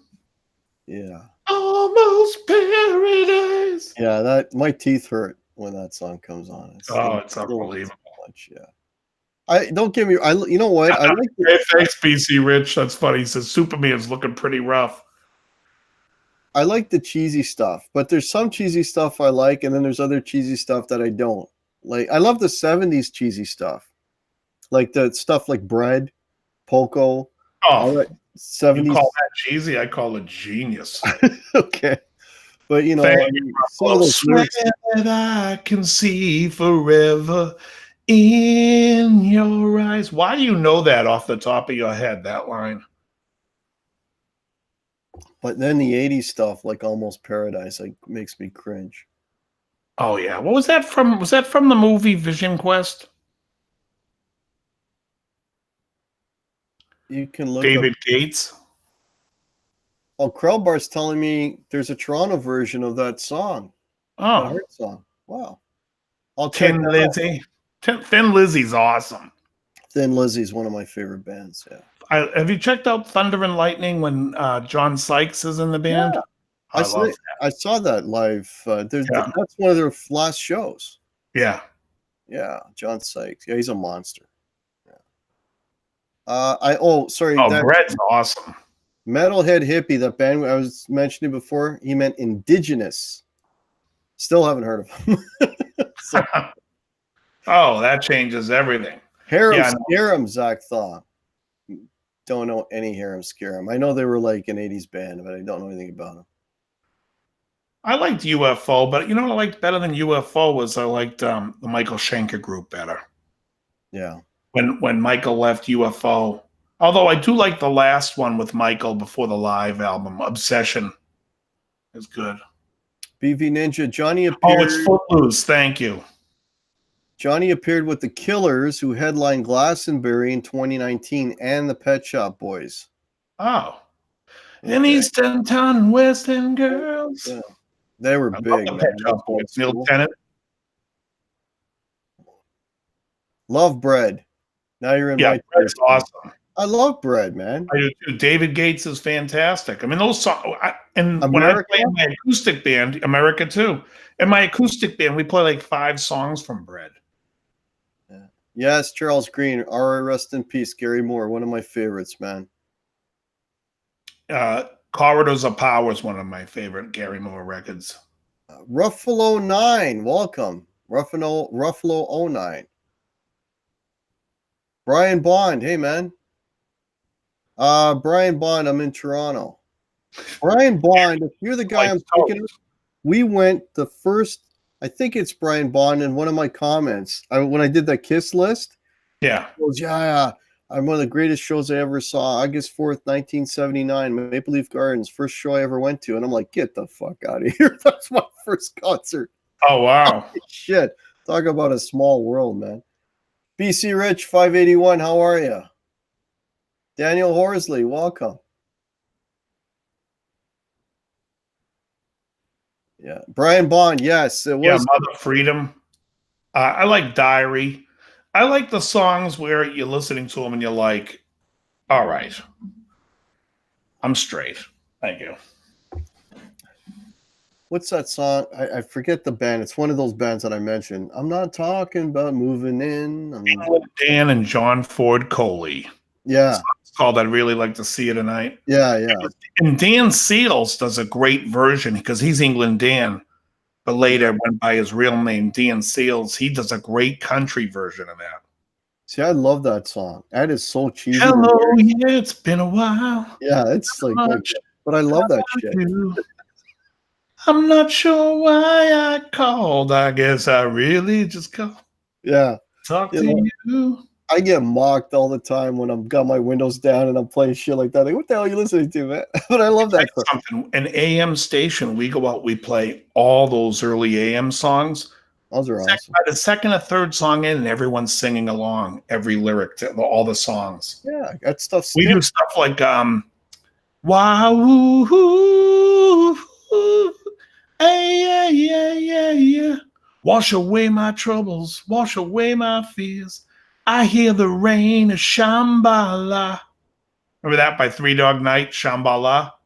Wow. That one I don't know. Three Dog Night for me is Jeremiah was a bullfrog. Oh, come on. That's all I know. Give him some lyrics from Shambhala. Bobby Lopez, do you remember a store called Music Bureau on Bloor Street? There he goes. Umo's singing Shambhala. Wow. Yeah. Oh, wait a second. Terry Himes got to sit in with Dan Seals. There you go. That's awesome. And let me just ask Bobby. Bobby, what was the name of the guy who owned the store? Because there's very possibly that's where I was buying my stuff back then in the 90s. What's the guy that owned the store? He was, if it's the same guy, was a little short Indian guy. Let me know. Joe Hervey, 84, asked, 80s rock or 90s rock? I like them both. I think I'd go more. I think I'd go more for 80s. Carlos Rios, I think he did because Carlos Rios played guitar on Brother to Brother for Gino Vanelli, and the drummer Mark Craney also played with Jean-Luc Ponty. And Bobby Lopez says that's right. So yeah, I've been in that store. That's where I bought a lot of stuff off that guy. How does your light shine in the halls? Ruffalo came through. I know his wheelhouse now. He pulls out Mother Freedom. I know he knows Shambhala. He actually knows everything. Oh yeah. Metalhead Hippie. Roller Coaster Love, Ohio Players. The Ohio Players are one of my all-time favorite bands. I love that song, man. Sugarfoot. Sugarfoot's voice is one of my all-time. She's a real bad missus in those skin-tight britches, leaving folks in ditches. Honey's bound to bust stitches. Skin-tight. Oh, Brother to Brother's phenomenal. That's one of my favorites. Gussie Wells, Tundra Music. I only see them on Kijiji. I've never been to the actual store. Paul Fierce, are you joking about that? Where 80s Kramers were manufactured? Depends on which model. Yeah, you know all about that, Dave. Well, I was just a Kramer player back in the 80s, but and then I got very friendly with Gary. JJ Collins is saying the same thing. Depends on the model. Yeah, exactly. Yeah. They had like 3 or 4 main manufacturers: Sport in Connecticut, Lacido in Canada, ESP, who was based out of New York but importing them from Japan. Yeah, see? Like it all. Neptune, New Jersey, with necks made by ESP BC. Oh, those bodies were made by ESP also. Those Beretta bodies. Neptune's where everything was assembled and put together. Rock and Dave is saying... Oh, of course. K-Tel Records. K-Tel presents. Yeah. Reunited and it feels... Peaches and her. Right, exactly. Yeah. Yeah. Yeah. But I dig that cheesy stuff from the 70s. That's what I'm saying. I dig all that stuff. Yeah, La Patrie. You know? Well, La Patrie And is if I step, Lacido. La Patrie is Godin. It's all the same company. They were under the umbrella of Lacido back then. Robert Metzenberg picked up some good guitars at Tundra's Whitby. I didn't know Tundra had multiple locations. That's awesome. I didn't know that. I thought they were just here. I love George Clinton. Love him. Funkadelics. Love him. I love Parliament. I love Funkadelic. My favorite is Let's Take It to the Stage. That and Maggot Brain, but I like Let's Take It to the Stage. Yeah, Seagull and Godin are all Godin products, but back in the day, they used to be called Lacido. Little River Band. Awesome Australian band. Time for a Cool Change. I love that song. Awesome. Reminiscing.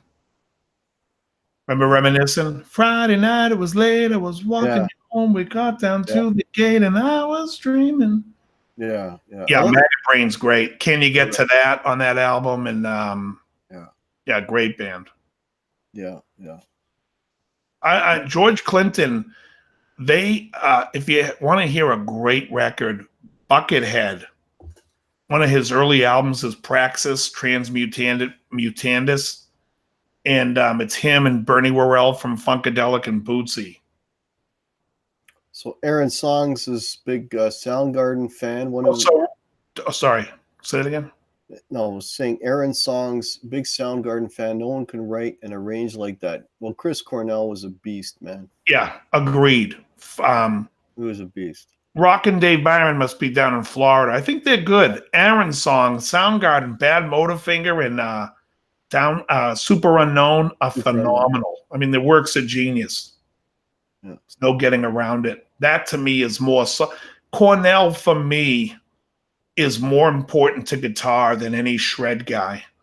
Just you could take Burden in My Hand, 4th of July, The Day I Tried to Live. Those songs, writing wise, song wise, are more important to me than Joe Bonamassa's whole career.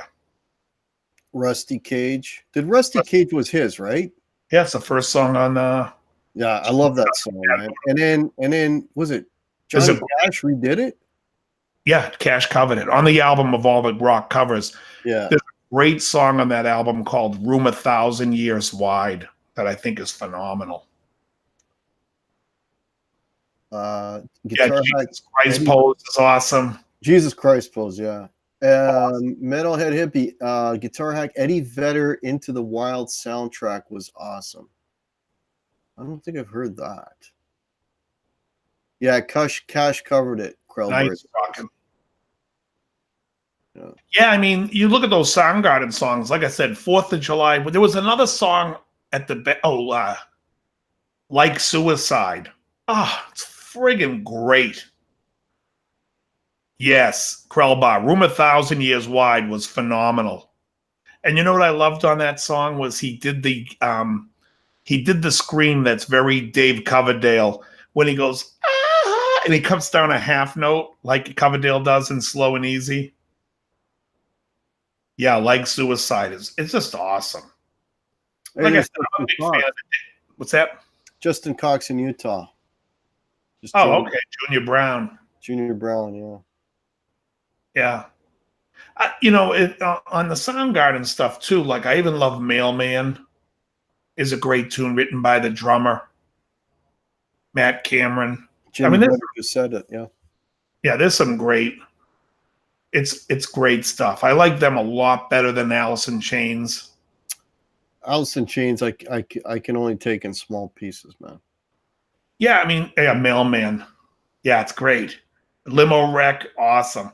And Mailman, I know I'm headed for the bottom, but I'm riding you all the way down. It's just monstrous. I can listen to Super Unknown like over and over again, no problem. It's just great. That to me, to me, that was very influential to me because I was like, I'm going to tune my guitar however the piss I want to tune it to get what I need to do.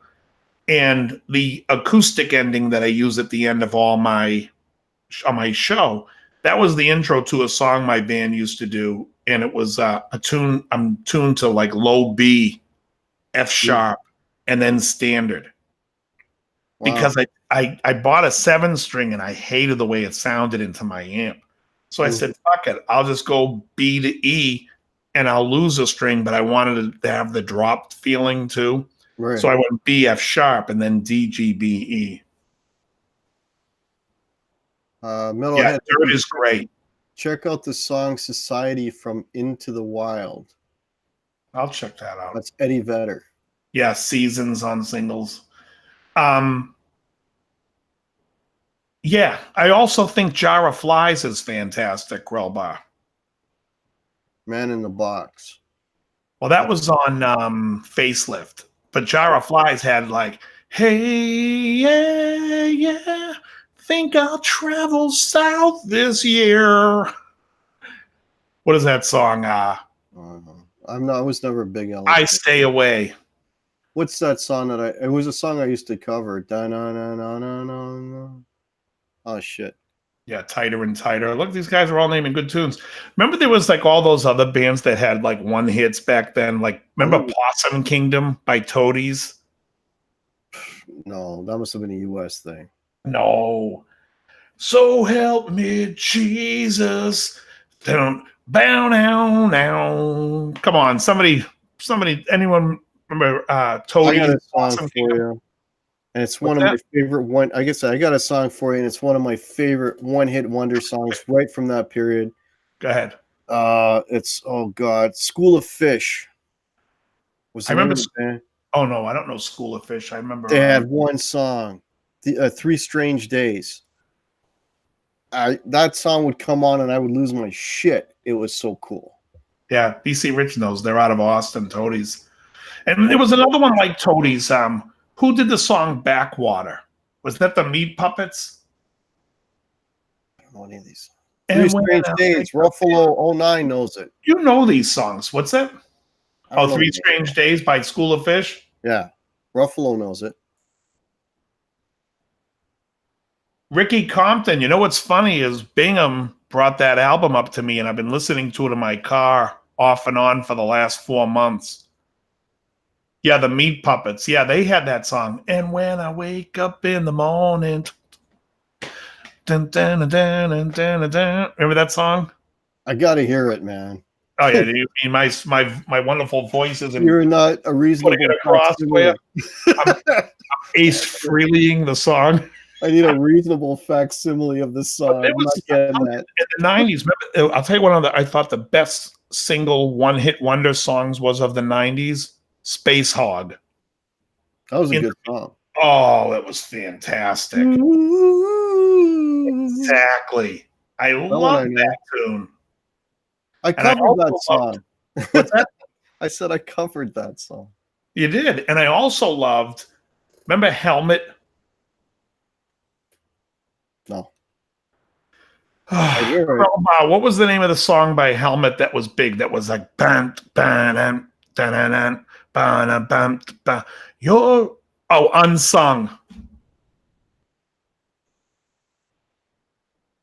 Back then, funny thing is, back then metalheads hated grunge. Now it's better than rap. I was big into the grunge. In fact, the grunge was mainly like bringing back the Sabbath. Yeah, Unsung. Yeah, that's great. Was bringing back the Sabbath element of the slow. Now they call it sludge metal. I love that stuff. I mean, it's like, you guys ever listen to like Electric Wizard or Sleep? Those bands are great. They sound, it's like that real heavy. I mean, that's really what grunge was to me. It was bringing back that. Oh yeah, Aldo Nova. I love that first record. Any Aldo Nova? Yeah, I love Aldo Nova. We used to do Fantasy. Yeah. What's that one called?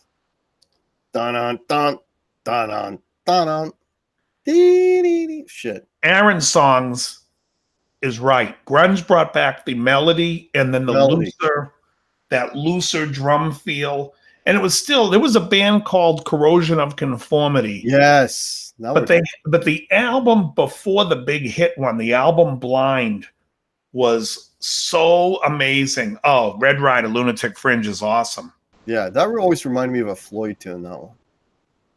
Yeah, it sounds just like Floyd. You know who that was? That's Tom Cochrane. Yeah, I know Tom. He's Canadian. Yeah, well, so is Red Rider. Yeah, I know. Yeah, what does that mean? You know him? Yeah, he mows my lawn. No.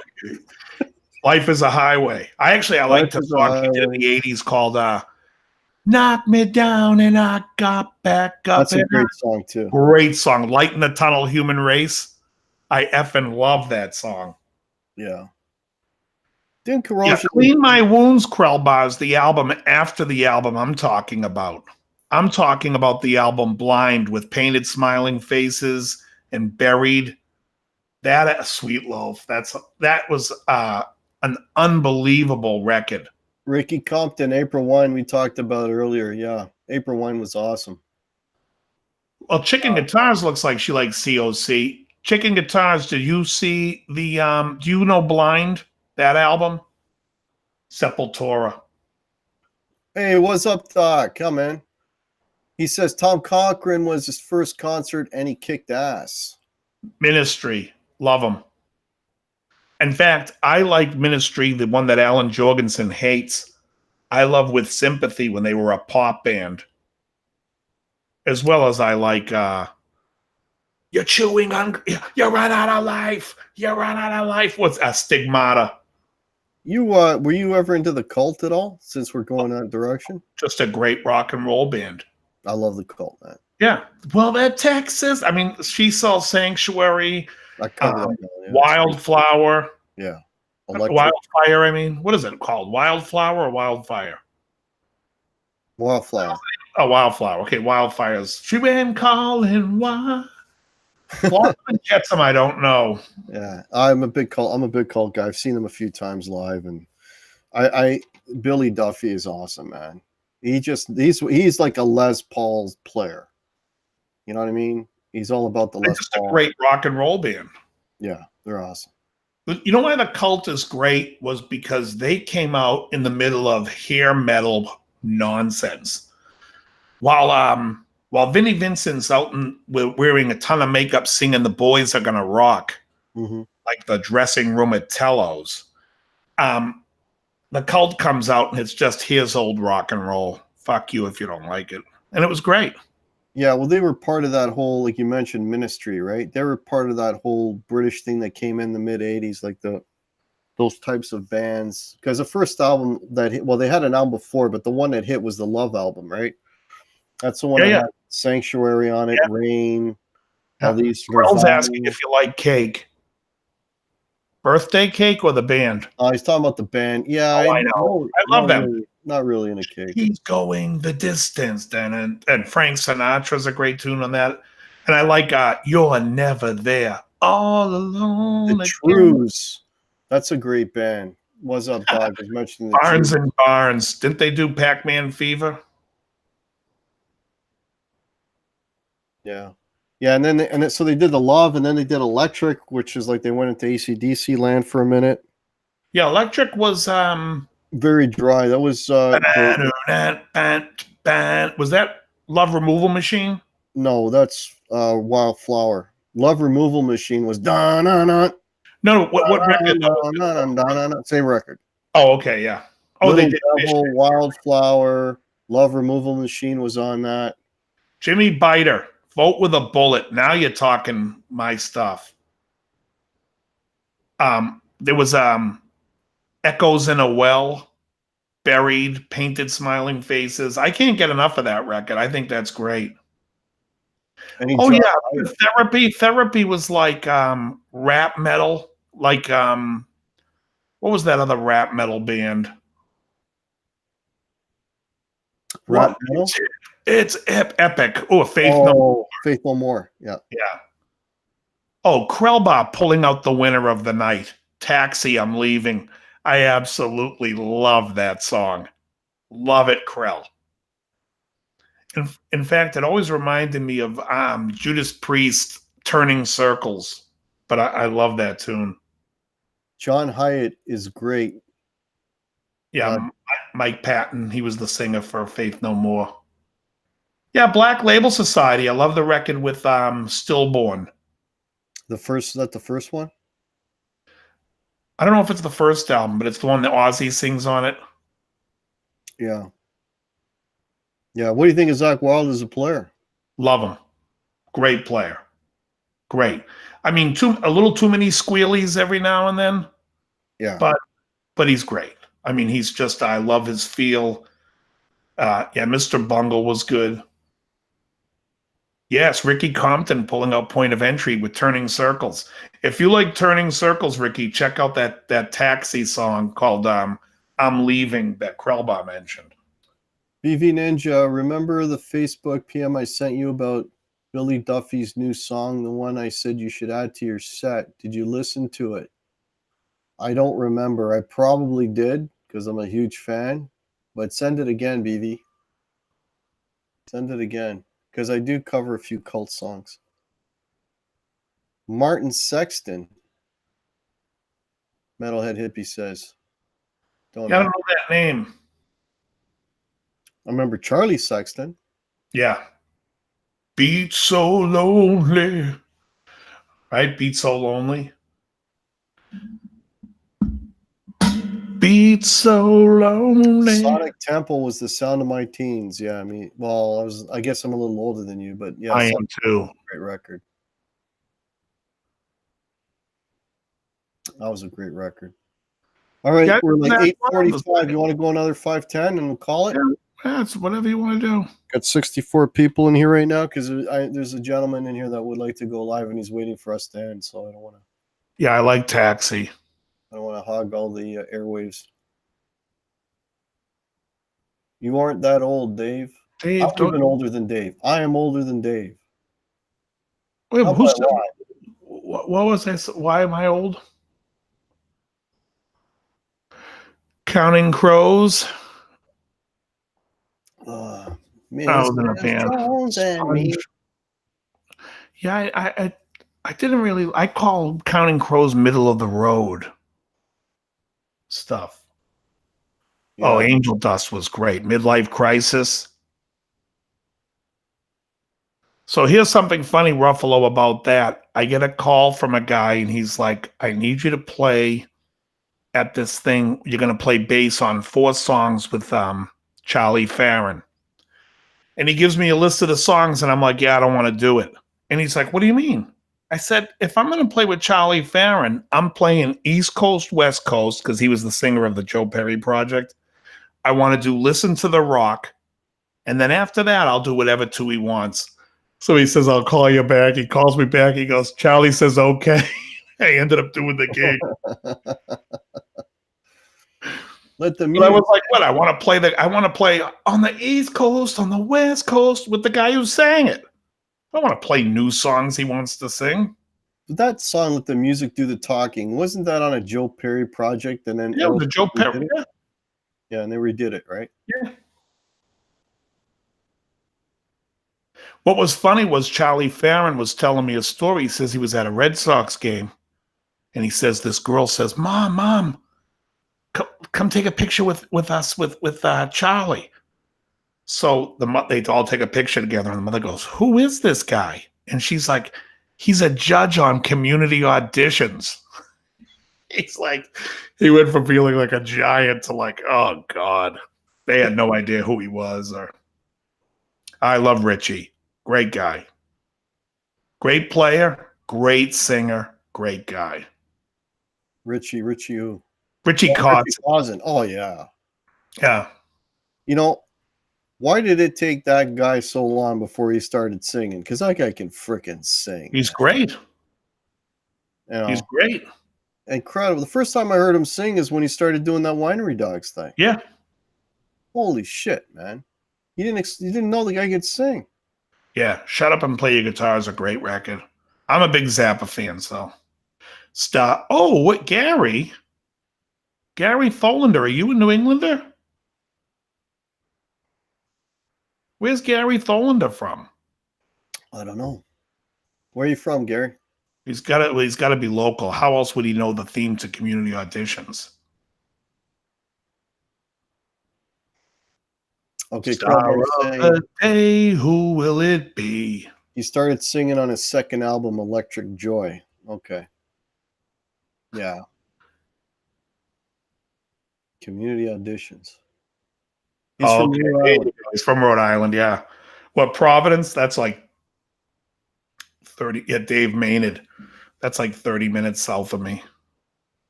Oh, someone from Maine. Here we go. Oh, from Philly now, Alaska. Nice. I'll tell you what I think the best, since we got Metalhead here, the best metal band in the last, let's say, 10 to 15 years, Slipknot. I think the All Hope Is Gone album is unbelievable. Yeah, I got to give them a chance, man. Oh, you got to hear Sulfur or what's it called? Psychosocial. That record's unbelievable. Is there a lot of that Cookie Monster growling? Because I can't handle that stuff. I can sing his ass off. Corey Taylor is unbelievable. He sings, and you ever hear have you heard the band why am I blanking on his other band? Somebody write down Corey Taylor's other band for me. The song 30 what is it? 30 31 50. Mm. That is less Cookie Monster stuff. This other band, Stone Sour. Thank you. Oh, I know Stone Sour. Yeah, that's the singer for Slipknot and the guitar. Oh, I know that. Okay. Yeah, they had a band before Slipknot. Then they both got into Slipknot, and then afterwards they were like, "Let's put the old band and do a record of the old stuff." Yeah, so, I've heard of Stone. They've got some good songs, Stone Sour. I love Mudvayne, Ricky Compton. That song, Dig. What's that song by Mudvayne? That Not Falling. I love that song. I love the song Dig. Yeah, it's good stuff. But check out Slipknot Sulfur. Do you remember a band called Cold Chamber? I remember seeing the album cover. Miles Kennedy's good. He plays in Slash's band. Cold Chamber had one song. They were like I think Sharon Osbourne was their manager. Anyway. Oh, really? They had the one song, Big Truck. And it's when I'm at work, like, okay, keep in mind, like where I work, everybody's in a cubicle, whatever. So early in the morning when I'm there and I got a couple of guys that are into music, I'll put that on and I'll crank it. And it's like 7 o'clock in the morning and all these 50-year-old guys are like head banging their asses off the Big Truck. It's hilarious. Laurie's Mishmash is asking me, what about Ghost? I think Ghost is also one of the greatest. Ghost is cool, yeah. Brian Cote, The Corrosion of Conformity. Are you familiar with the Blind album? If anyone's not familiar with it, like when you're working at your computer next time, go on YouTube, just listen to Blind, the whole album. It's really great. Yeah, Ghost is a lot of fun. They're great. I wasn't crazy about their last album. What's that? They have a new one out now, too. They have a brand new one coming out. Oh, the most recent one, the one with that Dance Macabre or whatever on it. Yeah. The one before that though was so phenomenal. Yeah, that one had Cerise on it. Yes, that's a great album. Square Hammer. Well, Square Hammer wasn't on the album; it was released. On that one? No, it was an EP single after the album. But that album had Cerise, and it had From the Pinnacle to the Pit. It was really good. Yeah, that was I like that record a lot. Oh, the record's great. It's really good. Yeah. They're touring with Metallica right now. Oh, they are? I'd rather see Ghost and not Metallica. I saw them when they toured with Iron Maiden, and I saw them by themselves. But I just think Slipknot from 2010, that one album, was so on top of it.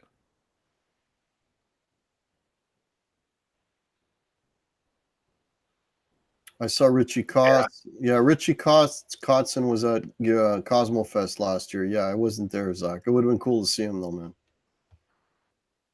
Yeah. Oh, they're coming here in October. Ghost. I think Square Hammer is my favorite song of theirs. I love that song, man. Yeah. What a catchy riff. Airborne, AC/DC. Yeah, they got some good songs. Alter Bridge. I never got into them.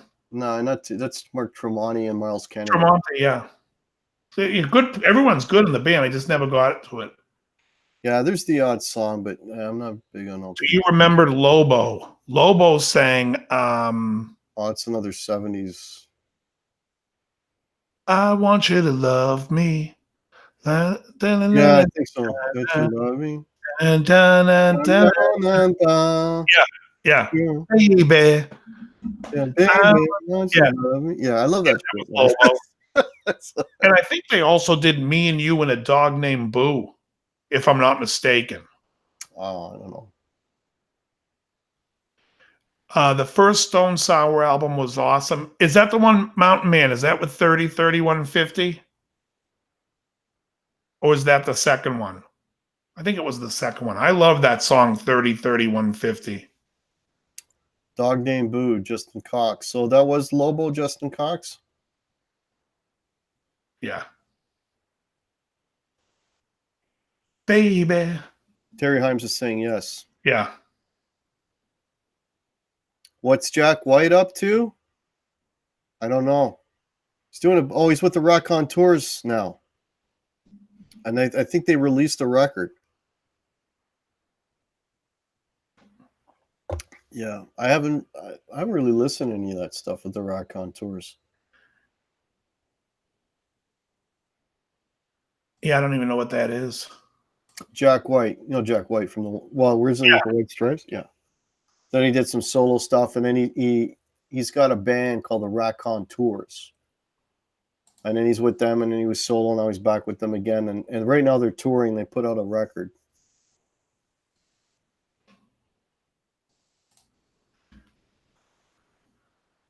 Rock on Tours are awesome. Yeah, from what I've heard, they're pretty cool. Chicken Shack? I don't know what that is.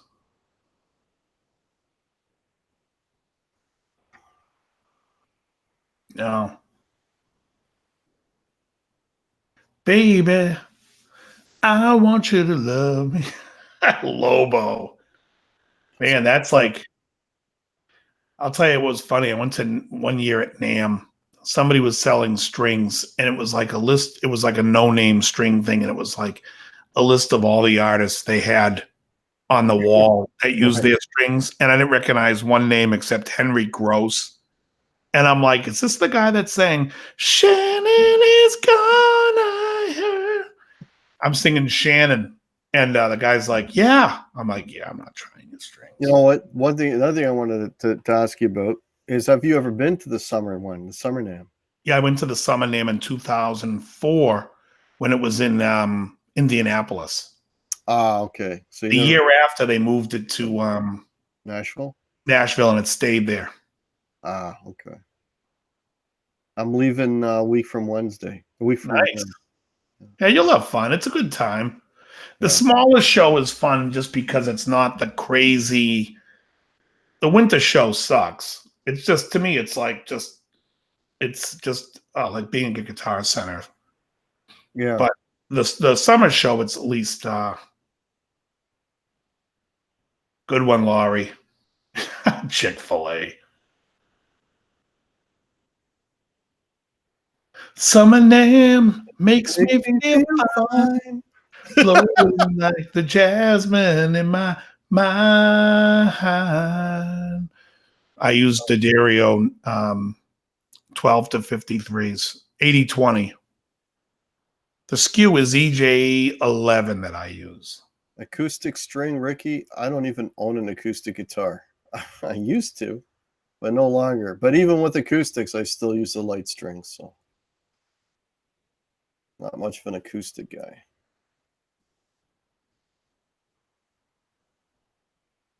All right, folks, if you got any last questions for Dave or myself, pop them in. I'm going to shut this down. We're getting into 2 hours here. And thank you all for popping in. So a couple of things I want to mention before we go. I say this speech every show. Guys, we got a fantastic community here, guys and gals. Let's keep it strong. Let's keep it positive. Let's keep it growing. We got channels in here with some fantastic content. Make sure you've got content. Make sure we all support each other and we keep the channel growing and keep the community growing. If you're new to the channel, please hit the subscribe button. I'm trying to get to 800 before I go to Namm, and I'm 5 away. So if you're not subbed to my channel, please do. Please hit the like button. I've got Dave's channel up in the cards. If you're not subbed to Dave, check out his channel. Also, I've got some merch below, Guitar Hack shirts. I got the original shirts and some new designs if you're interested. The link is below. And also, I've got a PayPal for a Namm fund if you're so inclined. Yeah, and you guys rock. Thank you all so much. We actually were at 87 at one point. I think is a personal record for me. So that's absolutely awesome. Nice. Community is the best. We bounce around everywhere. You got it, Upside Down. You want to say anything? Mention anything, Dave? No, just make sure you like this. Click the thumbs up and sub Hack and myself if you haven't already. Yeah. This was fun. Yeah. We'll do it again. Maybe after Namm, maybe. You know what? I don't know if you've heard about this, Dave, this whole Google Hangouts thing that they're changing. No. Yeah. So we may not be able to do like Hangouts like we're doing right now. This may end as of August 1st. Oh, wow. What are they doing different? Well, they're basically, this is gone. This is going to go by the wayside. So there's talk about them having 2 versions of it, but there's nothing concrete. And by the sounds of it, in order to make this happen, you're going to have to do it another way, which means you'll have to like Skype possibly is what I'm hearing predominantly as far as having another guest. You can still do live streams, but you would have to use just do them on YouTube and do them on your own, which means you can't schedule anything. Yeah. Interesting. So that's a big that's the talk of the YouTube community, and with guys like myself that do a lot of guest stuff, it's going to be a real kick in the nuts. But we're trying to figure it out because I want obviously I like doing the guest thing. It's always a lot of fun, and people want to jump in and share and enjoy and all that kind of thing. So Blimpus, can you roll the sleeve up and show us the Les Paul tat? Okay, there you go. There's my Les Paul. It's a 59. So what I'm hoping is I see a real one in Nashville, and so I can be in the same room with one and maybe just touch it with my with my little finger. We'll see how that goes. All right, folks. So I want to thank Dave for coming on, as always. Always thank you for having me. Always a pleasure. No worries, buddy. Always fun. And we'll catch you all Thursday at 8. If you're around, and we'll the tat is authentic. There's no headstock, so I'm good. We'll catch you Thursday at 8 o'clock, folks. Cheers. Have a good week. Thanks, everyone. Very good. Very good.